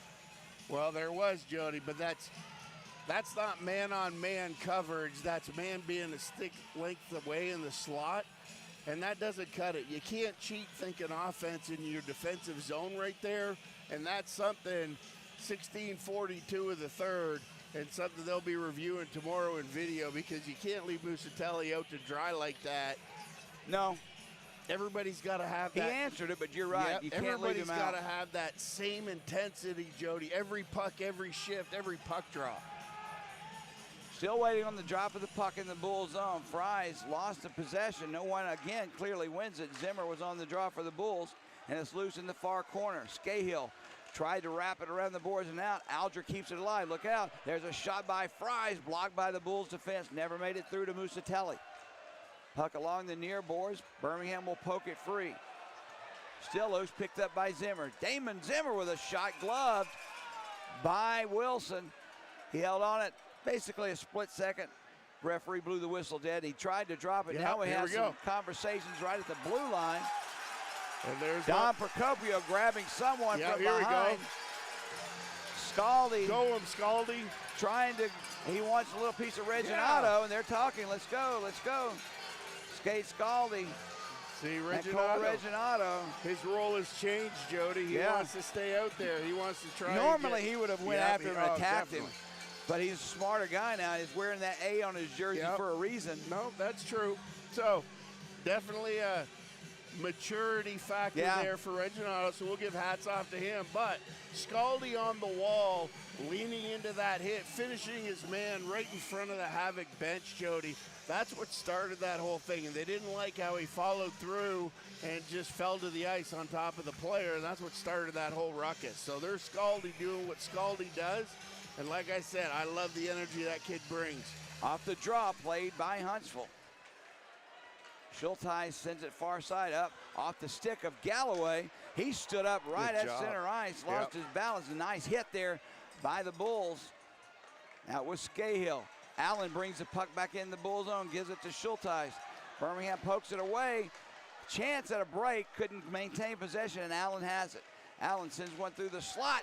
Save made off the stick of Galloway. Now it's loose in the corner. Scahill takes a hit from Galloway. Costs the puck up. Ernie has it. There's a centering pass, gets past everyone. Schulteis loses it. Here we go, 2-on-1 the other way. Off the stick of Schulteis. Pass over for Kennedy. He shoots. Save made by Wilson. He had Wilson leaning and going to this far right post. Shot the puck opposite post. Wilson was able to get that left arm out and make a glove save, a beauty. Well, and that was it, Jody. You couldn't ask for a better executed offensive rush there by the Bulls. Good job up high, poking the puck away. They come down 2-on-1 through the neutral zone, and Wilson just with the slow slide butterfly across the top and just threw that glove up, and that's a pro save right there if I ever saw one. Face off in the Huntsville zone to his right. Gio Procopio and McGregor Sinclair for the Bulls. Puck is dropped. Poke to the boards. Don Procopio sends it around far side. Catching up with it first is Ethan Lindsay, and he'll tip it back and send it down the ice into the Bull zone, played by Gagnon. He gets away from Kessner for the moment. Backhands one to center ice. Lindsay once again intercepts, puts it right back in. Ethan Lindsay is all over the ice tonight for Huntsville. Now here we go the other way. A chance at an odd man break. Slowing it down though. Played by Sinclair. Puck sent through the crease, knocked to the boards nicely by Don Procopio. Off the stick of Olenek. There's a shot by Kepler. Zianko goes wide. Loose puck played behind the net. Olenek, a good job, pokes it free. Pass from Don Procopio. Now Kestner and Zimmer come in for Birmingham, trying to poke it free, tied up underneath of 5 players. Huntsville has it. Gio Procopio puts it past Sherratt, and Huntsville takes possession. Out of the reach, though, of Lindsay, and icing will be called on Huntsville, and they'll come back in there under the ice. Lindsay winded. He wanted a line change, and he'll get a little bit of a break here as we're in our first media timeout of the period. So he'll at least catch a break and catch us a win and go back out. And be thankful for that media timeout here, because that's really going to let Huntsville off the hook with that icing call. But back to the Ledzianko shot, Jody. Wilson, you know, you got to be good to be lucky. You got to be lucky to be good. And I've been in a situation, Wilson played the angle, he had it all covered and stuff like that. But when those pucks ring off the top of your stick, you know what I mean, up where your knob is, that's where that puck with Ledzianko hit. And it was one of those ones, it was a nice rocket by Ledzianko and just hit the inside of Wilson's stick and just careened off the side of the net. But, you know, and here we go again, you know, I'm talking about how bad and unlucky and things that happened to me, but I've had him hit that stick, Jody, and just careen in and right and go in that far side of the net. So earlier last week, Huntsville and Pensacola had a 3-game series. Huntsville scored 14 goals in the first 2 games of that series, beating Pensacola 7-1 and 7-4. Then they went back to Pensacola, and Pensacola destroyed them 8-1. Birmingham and Huntsville always play close games, as I said earlier on. This is turning into be another one of those. Is it just we're matched up better with these guys than we are some of the others we're playing? No, it's just the rivalry. Yeah. And, you know. It's a good one, and it's developing even more. Off the draw, Don Procopio sends it far side. There's a long pass trying to hook up with Alger. It's off the mark. He has to come outside the zone. That clearing pass for Birmingham taken away by Alger. Now it's loose along the far boards. There's a tip through the slot. Look out. Birmingham had a shot at it. Connor Fries will get it and backhand one to center ice. Quickly turn back in. Caron takes a big hit from Fries, then takes Alger out of the play as Huntsville has it far boards through center ice now. Alger will bring it in the Birmingham zone. Cuts through the slot. So the pass cross ice down low. Fries made the shot. High sticking is going to be the call, as it was knocked down with a high stick far side in the corner. That's a nice play, though, Huntsville set up. Well, great job to delay there. They came back high into the slot and set up Alger on the back door, but you saw that one coming. And Musatelli, once again, Jody, I mean, that's a big save right there with 13:54 to go in the 3rd period. That's what you're going to want to remember. Birmingham still leading by 2 at 3-1. Thus far, I have not relinquished the lead in this one, and I still say this next goal, if there is one, may go a long way in deciding what happens. Off the draw, Birmingham will send one into this far side. Back behind the net, it's played. Birmingham's Kent, nice job flying in, taking the puck away now. Scott gets it back to the point. Now his pass for Kent off the mark. Squirts around far side. There's a shot in front, a nice one at that, especially with Kent hanging around in front of Wilson. A nice idea by Soretsky, but Wilson comes up with a stop. And that's, when you're talking about Kent, Jody, you look at that play that he just made with Kennedy, you know what I mean? That's a certain degree of hockey IQ that goes in, because Kennedy looked at him, Kent dumped it, because Kennedy was going in for the forecheck. You know what I mean? Yeah. That's a smart play. Off the draw, Birmingham takes possession. There's a shot from the point. Blocker save made by Wilson. Couldn't control the rebound. Soretsky has it. He turns and spins it back around behind the net where Kip has it. Draws it back to no one. But Birmingham fighting for possession actually beats Huntsville to the puck. Now it's loose at the blue line, played by Timmy Kent, and Birmingham will try and set it up again. Played behind the Huntsville net. Ernie has it. Ernie through center ice, gives it up for Allen. Allen brings it in the Bull zone. His shot is blocked, and Birmingham clears. If we can hurry, we can get to it first. Schulteis taking the puck away by him, by Olenek. Olenek back at the point, near side Gagnon. Birmingham's Gagnon back behind the net. Schulteis intercepted. They'll try and clear. Gallagher had a moment, drops it back right in front of his own netminder, and Schulteis tried to line it up with Matt Allen, gets past everyone. Icing is the call on Huntsville. And Jody, when I say it takes every guy, every shift, doing everything, that's the kind of Colton Olenek I've been waiting to see all year right there on that forecheck. That's the fastest I've seen him skate, and that's what we've been waiting for. I know he had the injury and he's been rehabbing and stuff like that, but I've been waiting to see that burst that he had the last couple of years, and I just saw it right there. That's what it's going to take from every single guy, and I'm telling you, that play right there at his foot speed is going to go a long way from the other counterparts on the bench.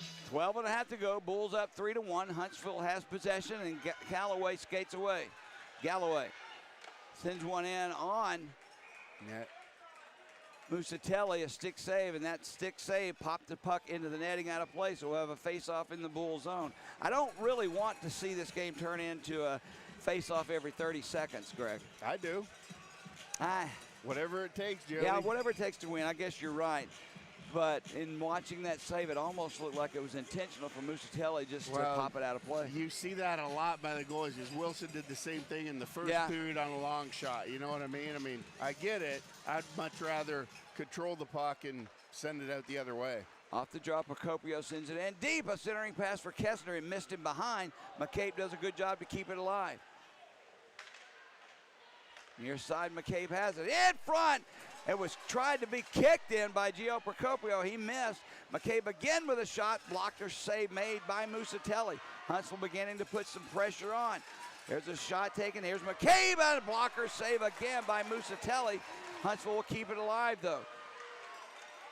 Kessner had it, lost it. Birmingham just trying to clear the zone, take some pressure off. Puck loose along that far wall, sent behind the net, where it's played there by Lindsay. Little pushing and shoving. Now Lindsay takes a left-hand jab right in front of the referee, and he lets it go. I don't mind that, as long as he remembers it next time it happens the other way. 11.5 to go, third period. Don Procopio behind his own net, steps out, and we'll go this way now. Alger, cross-ice pass easily intercepted, brought back in by the Bulls. There's a shot off the one-timer, blocked by Don Procopio. And Huntsville will turn it the other way. Giveaways, Greg, sometimes can make the game or break it. Now Lindsay again fighting for it. Behind the Bulls net, puck flutters away from him, and Birmingham will turn it up the other way. Kent tried to set it up for Soretsky. Behind the net for Kennedy. He gets all the way past him for Kent. Takes the hit. Sherrod keeps it alive. Behind the net is played there by Vital. Weaver Vital lost his possession of the puck. Sent across the ice, picked up near boards by Birmingham. Timmy Kent had it, tried to get it in deep, taken away by Huntsville, and Weaver Vital has it, and he'll lift it into center ice.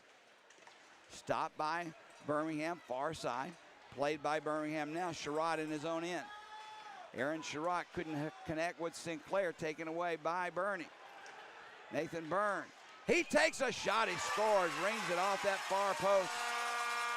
Nice shot. Not sure that Musatelli had a chance at it, but you heard it ring off the post. Yeah, good shot, but in a 4-referee game, Jody, that's interference on the blue line that took Birmingham's D out on that. So I don't think Huntsville worked for that one very hard. Great shot, good finish, but that's a penalty. Burke's goal, his 5th of the year. Not sure who the assist will be. But that goal comes at 9:42 of the third period, and all of a sudden, a 2-goal lead turns into a brand new hockey game at 3-2. Now, I don't know if they're looking at they're going to check out the video. Is that what they're doing over there to make sure it actually went in and didn't ring off the post? Wow. The score has not been posted on the scoreboard. Now, Connor Fries and Colton Olenek there at the scorer's table as well, waiting for an indication. But yeah, that's what's going to happen there. They're waiting on the video to take a look at it. Referee Brett Straley waiting for the iPad. Well, I wish every team had the same uniform system for replays. You know, we always seem to be waiting, and sometimes the internet connection's not proper. We'll see what happens out of this, but Straley has the iPad now. He's checking it out. The red light came on instantly, so. I'm not questioning the goal. I wonder if the referee backed it up far enough and he actually sees the play on the blue line. That would be funny. The one to that me. wasn't called? Yeah. It all evens up in the end, does. 100%. but Burke with a nice shot. I mean, he labeled that far post, and another centimeter the other way, and it pops right back out, never even close to the net, but he nailed it. Well, that's the kind of shot that it takes to score, Jody. 10:18 showing on the clock. I've already written down the goal in my scorecard. I wouldn't mind a bit having to take it off. Still waiting on the call. I don't know if that's good or bad, but he's taking a good look at everything. If it was a noticeable thing, Greg, if you saw just saw immediately that the puck was in the net, we would already be playing hockey, but he's looking for it. Right. Still has that iPad in his possession. We'll see what happens. Well, and that's the thing, because if it's called a goal on the ice, You got to see definite. then You're right. it's got to be 100% overturnable. You have to see definitive evidence There you that go. it was not in the net for you to overturn that. You have to go with what was called on the ice if you can't. Beautiful words, Jody. I I'm know. impressed. Every once in a while I'll come up with one or two. But the red light, the goal judge is not official. The referee is. The red light did pop on almost instantaneously. So either A, he saw the net flutter a little bit. Sometimes that's caused by a stick too, to be loose in the crease and pop the net. But again, I'll say it again. Him looking at the replay this long means he's found something that doesn't coincide, or he's looking. Something is awry in Denmark. Yeah. This would be interesting if he overturned it. But he was right there parked at the crease. He had to see it, and he pointed down. I don't know. Everyone kind of waiting, just staring across the ice from both benches. Oh, here's, as we're just kind of reviewing some notes and stuff like that, Jody, I did not realize that are both Procopios playing tonight. Yep, Gio and Dom. Yeah, and Dom's in his 5th year in Huntsville, and Gio's in his 3rd. Right. Huh. I spend a lot of time gathering those notes. Yeah. I believe he pointed at center ice, and it's a goal. Yep. So Huntsville now has dropped that Bulls lead from 2-1, and it's a 3-2 hockey game. 10:18 to go. And now the game starts, Jody. Unassisted goal by Nathan Burke closes this margin to 3-2, and here we go, Greg.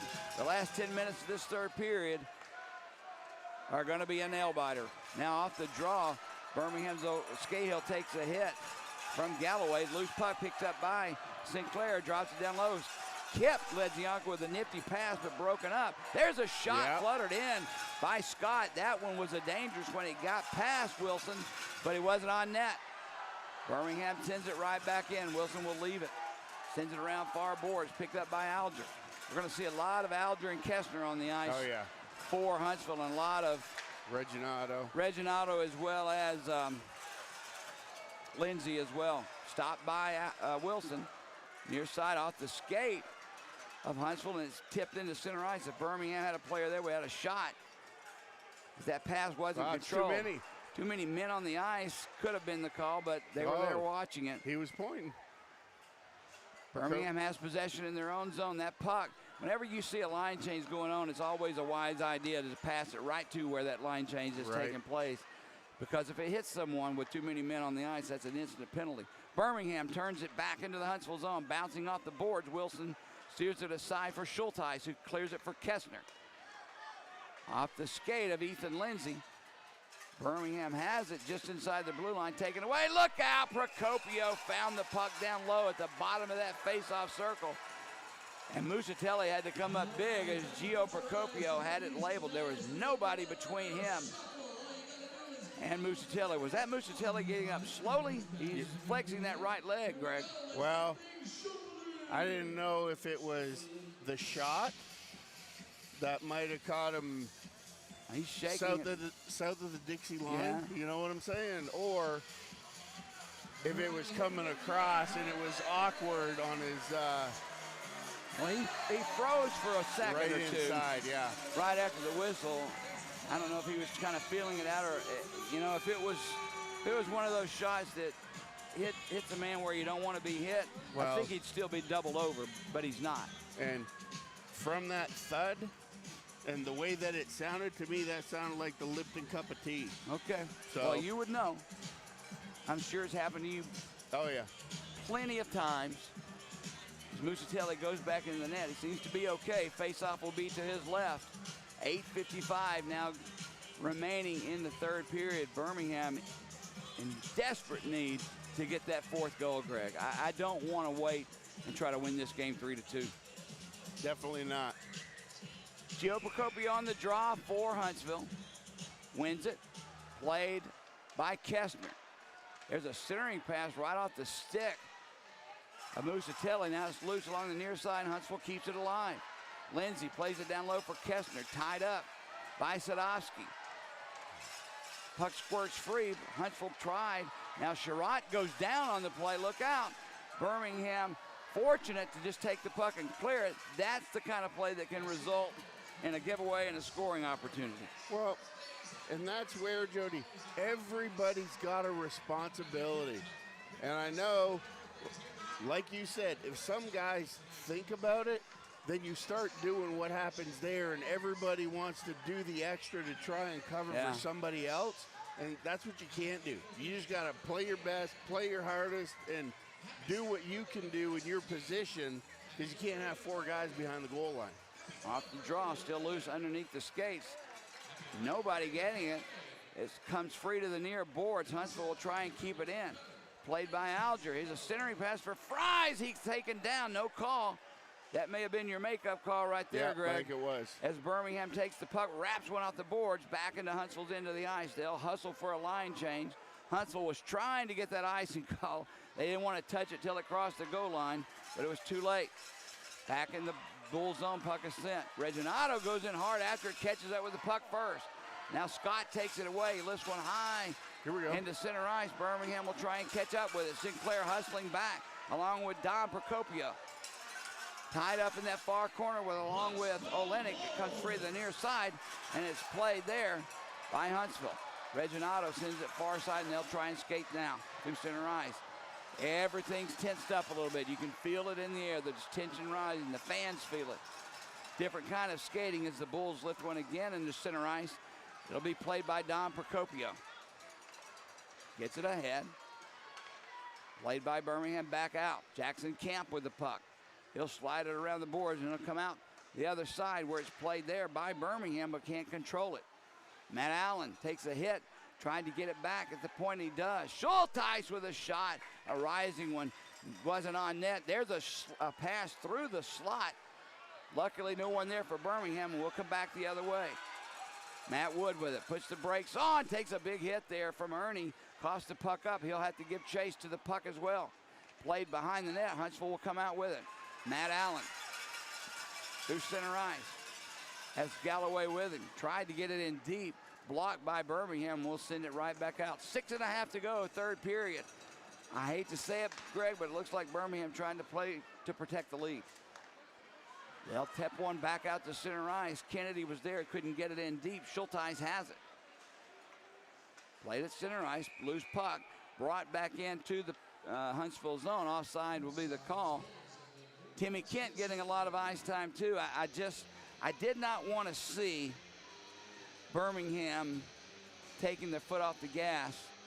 But what I've seen the last 3 or 4 shifts is Birmingham gets possession of the puck and they just lift it high to get it out of the zone. Wow. I'll take that as opposed Sure. to not getting it high enough and having it gloved down. Off the draw, Huntsville takes possession.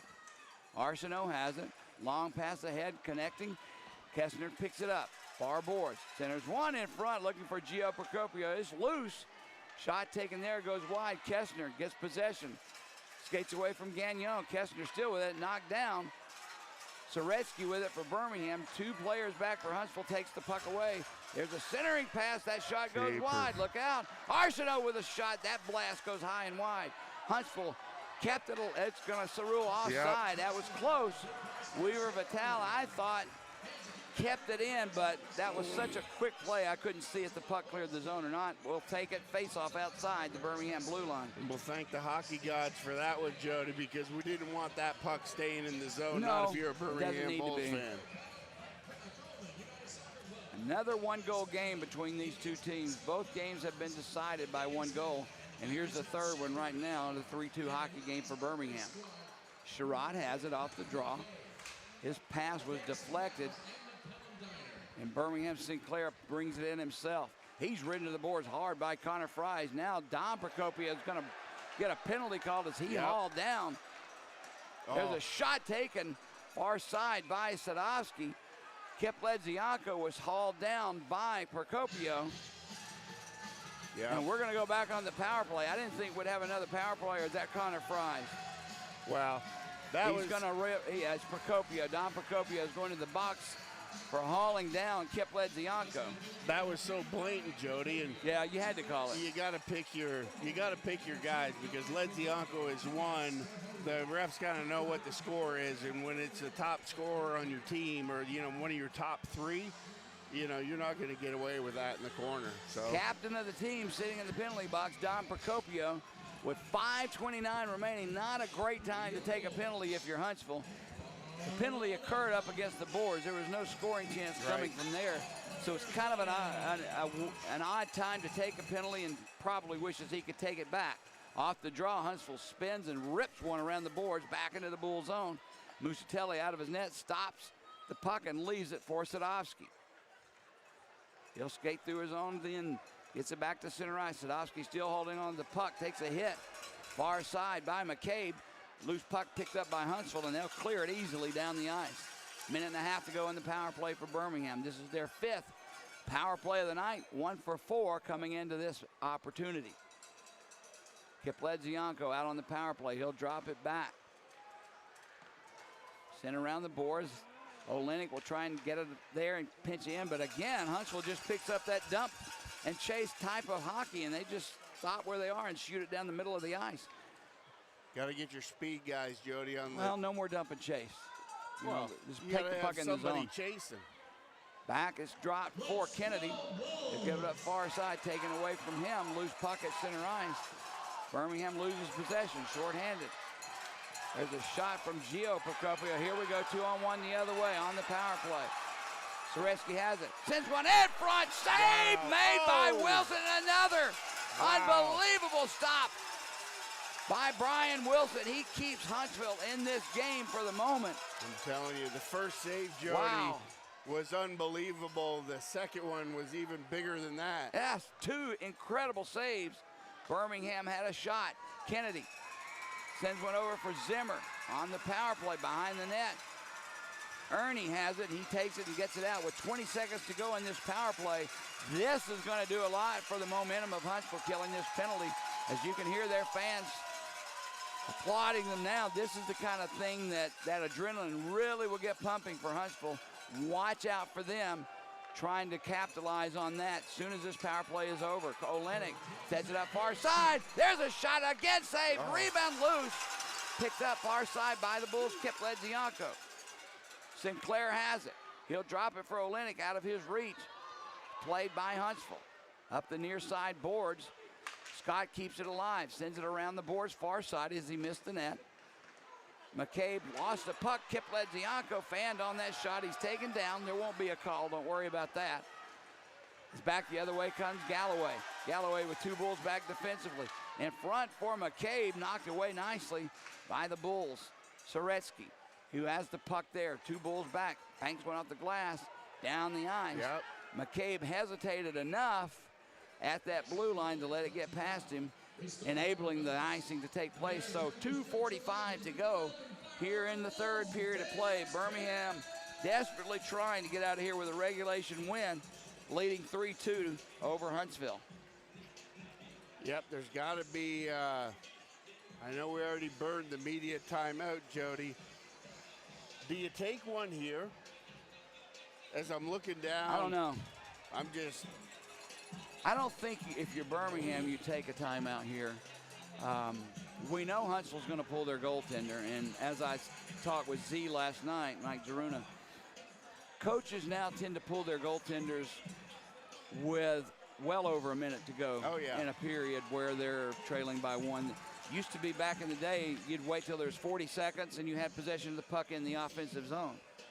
Not anymore today. If there's, I've seen what we did last night. We pulled our goaltender with 1:45 to go. No, I misspoke on that because I didn't realize. I thought the media timeout came right under 5 minutes, and that this wasn't going to be one. No, but this is the first stoppage after that 15-minute mark. So this is the media timeout. This is what we needed. Yeah, for the it'll Bulls. help. They needed a second to just get their breath. Well, it looks like Brian Wilson, he's going to go back in the net for now. He's got his instructions. I expect him to come out of the net with maybe 1:45 to go in this hockey game. That's a good call. We'll see if no goal is scored. That's what I expect, but anything can happen between now and that 1:45 mark.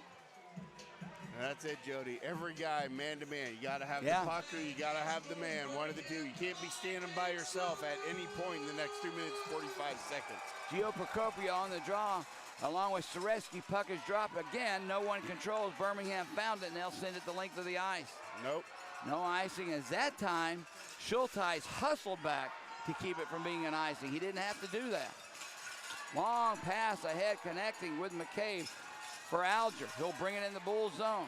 We'll keep an eye on the netminder Wilson. Birmingham gains possession. That's that's Sinclair, who just gingerly sends it down the length of the ice to make sure no icing is called.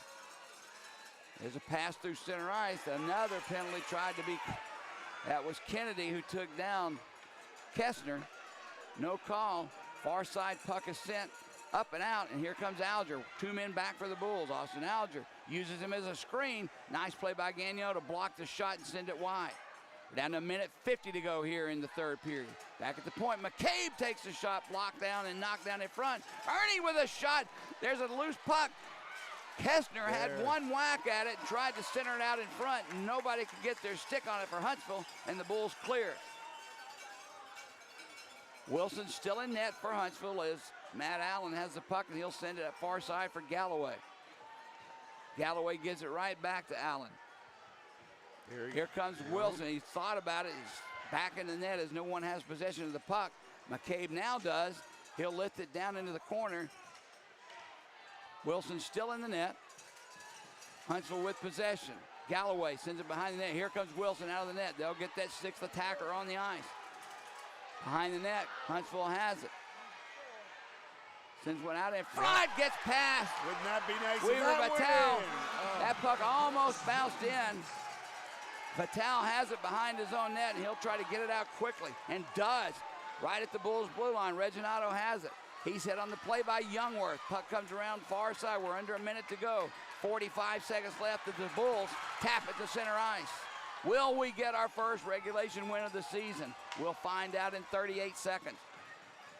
Bulls play it into their own zone. Remember, 6 attackers out for Huntsville and an empty net to our left. Puck played behind the net. Kessner has it. Sets it up in front for Alger. Tipped away from him. Birmingham takes possession with an empty net. For the hat trick. Score! McGregor Sinclair Throw your hat. stills the fate. Hat trick on the night for McGregor Sinclair. And I'm going to tell you a story about him in just a moment. McGregor Sinclair and I spoke at length before the game. He gives the Bulls what should wind up, unless a miracle has happened, a 4-2 win and our first regulation win of the season for Birmingham. Well, Jody, I know Sinclair was in a situation, wasn't feeling very well this morning after pregame skate, battled through it and came through and played tonight. And you see what the hockey gods rewarded him with for persevering through that little bit of what he was going through earlier. So congrats, Sinclair. Congrats on the hat trick. Sinclair took that puck just inside that center ice stripe and let it go. And he nailed it.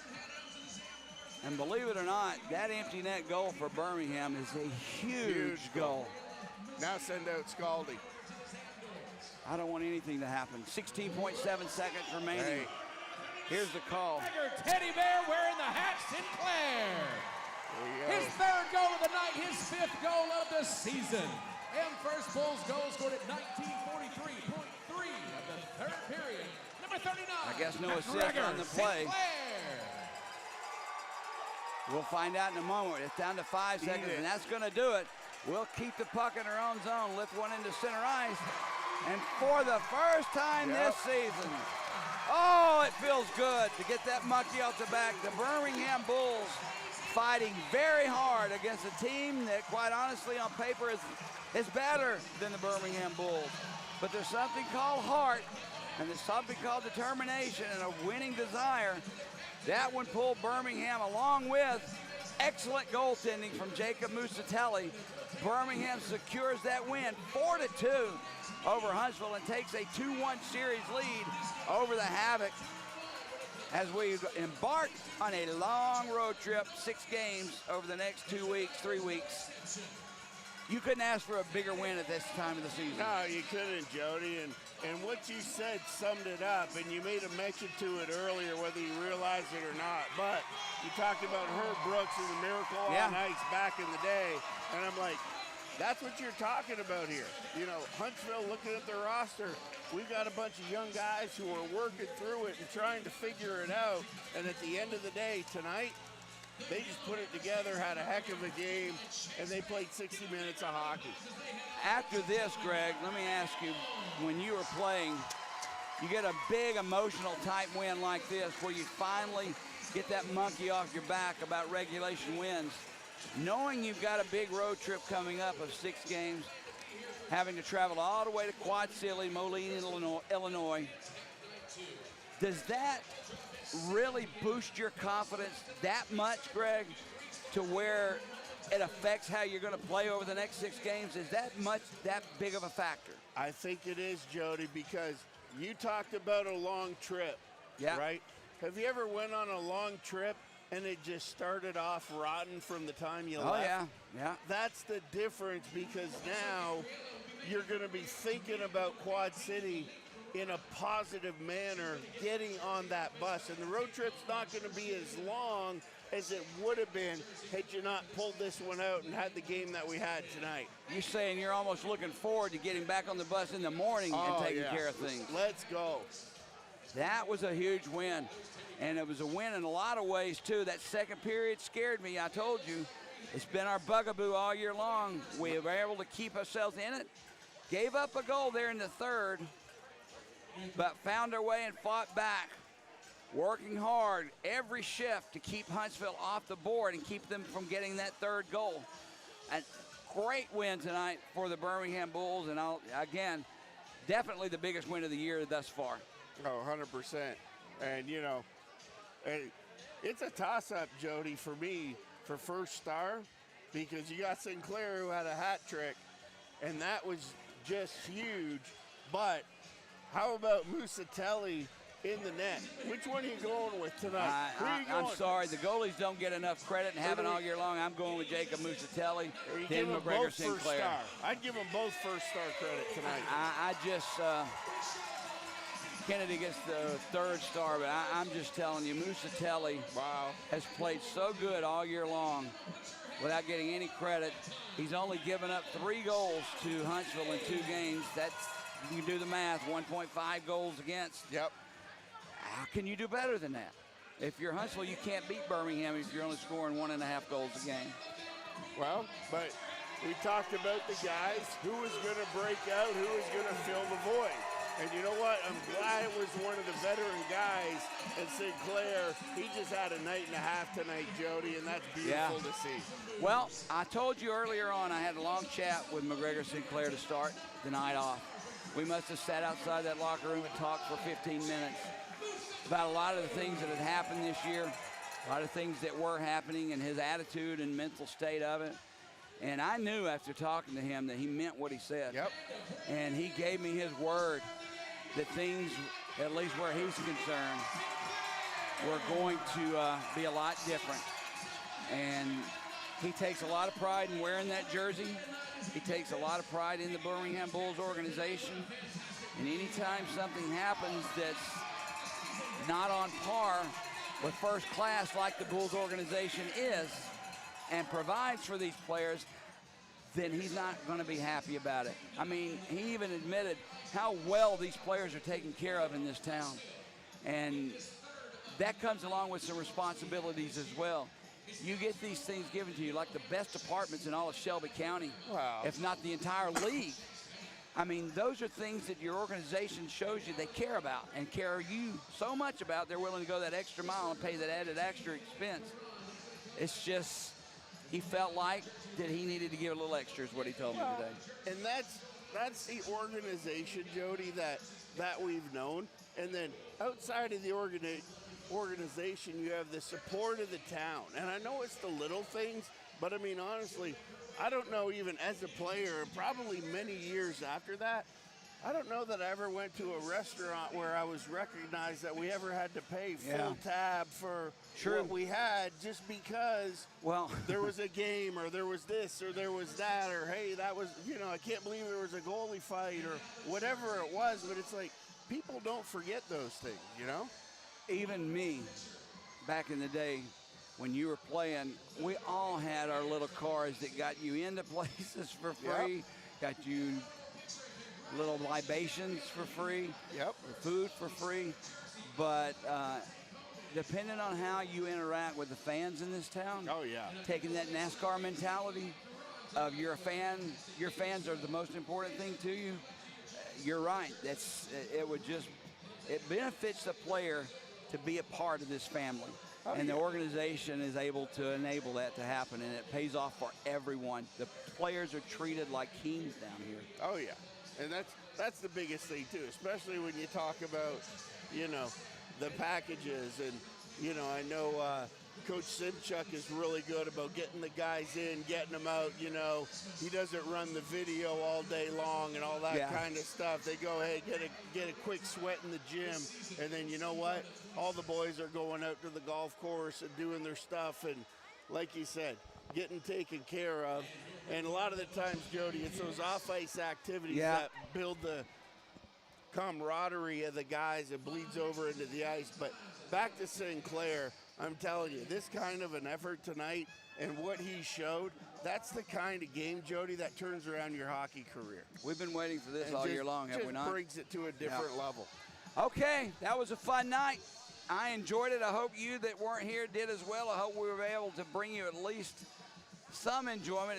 As much as I hate to admit, I know I must have made a million mistakes tonight off these jerseys, and they have to do it. I don't have to like it, though. I want my black numbers and white numbers back. Can I please have that? No, we need them to auction those jerseys off, Jody, so we never see them again. Yeah, that's a good idea. Great idea. So, for Greg Dreveny, I'm Jody Chernesky. Thanks for joining us, everyone. Final score from the Pellin Civic Complex, Birmingham 4, Huntsville 2. This is Birmingham Bulls.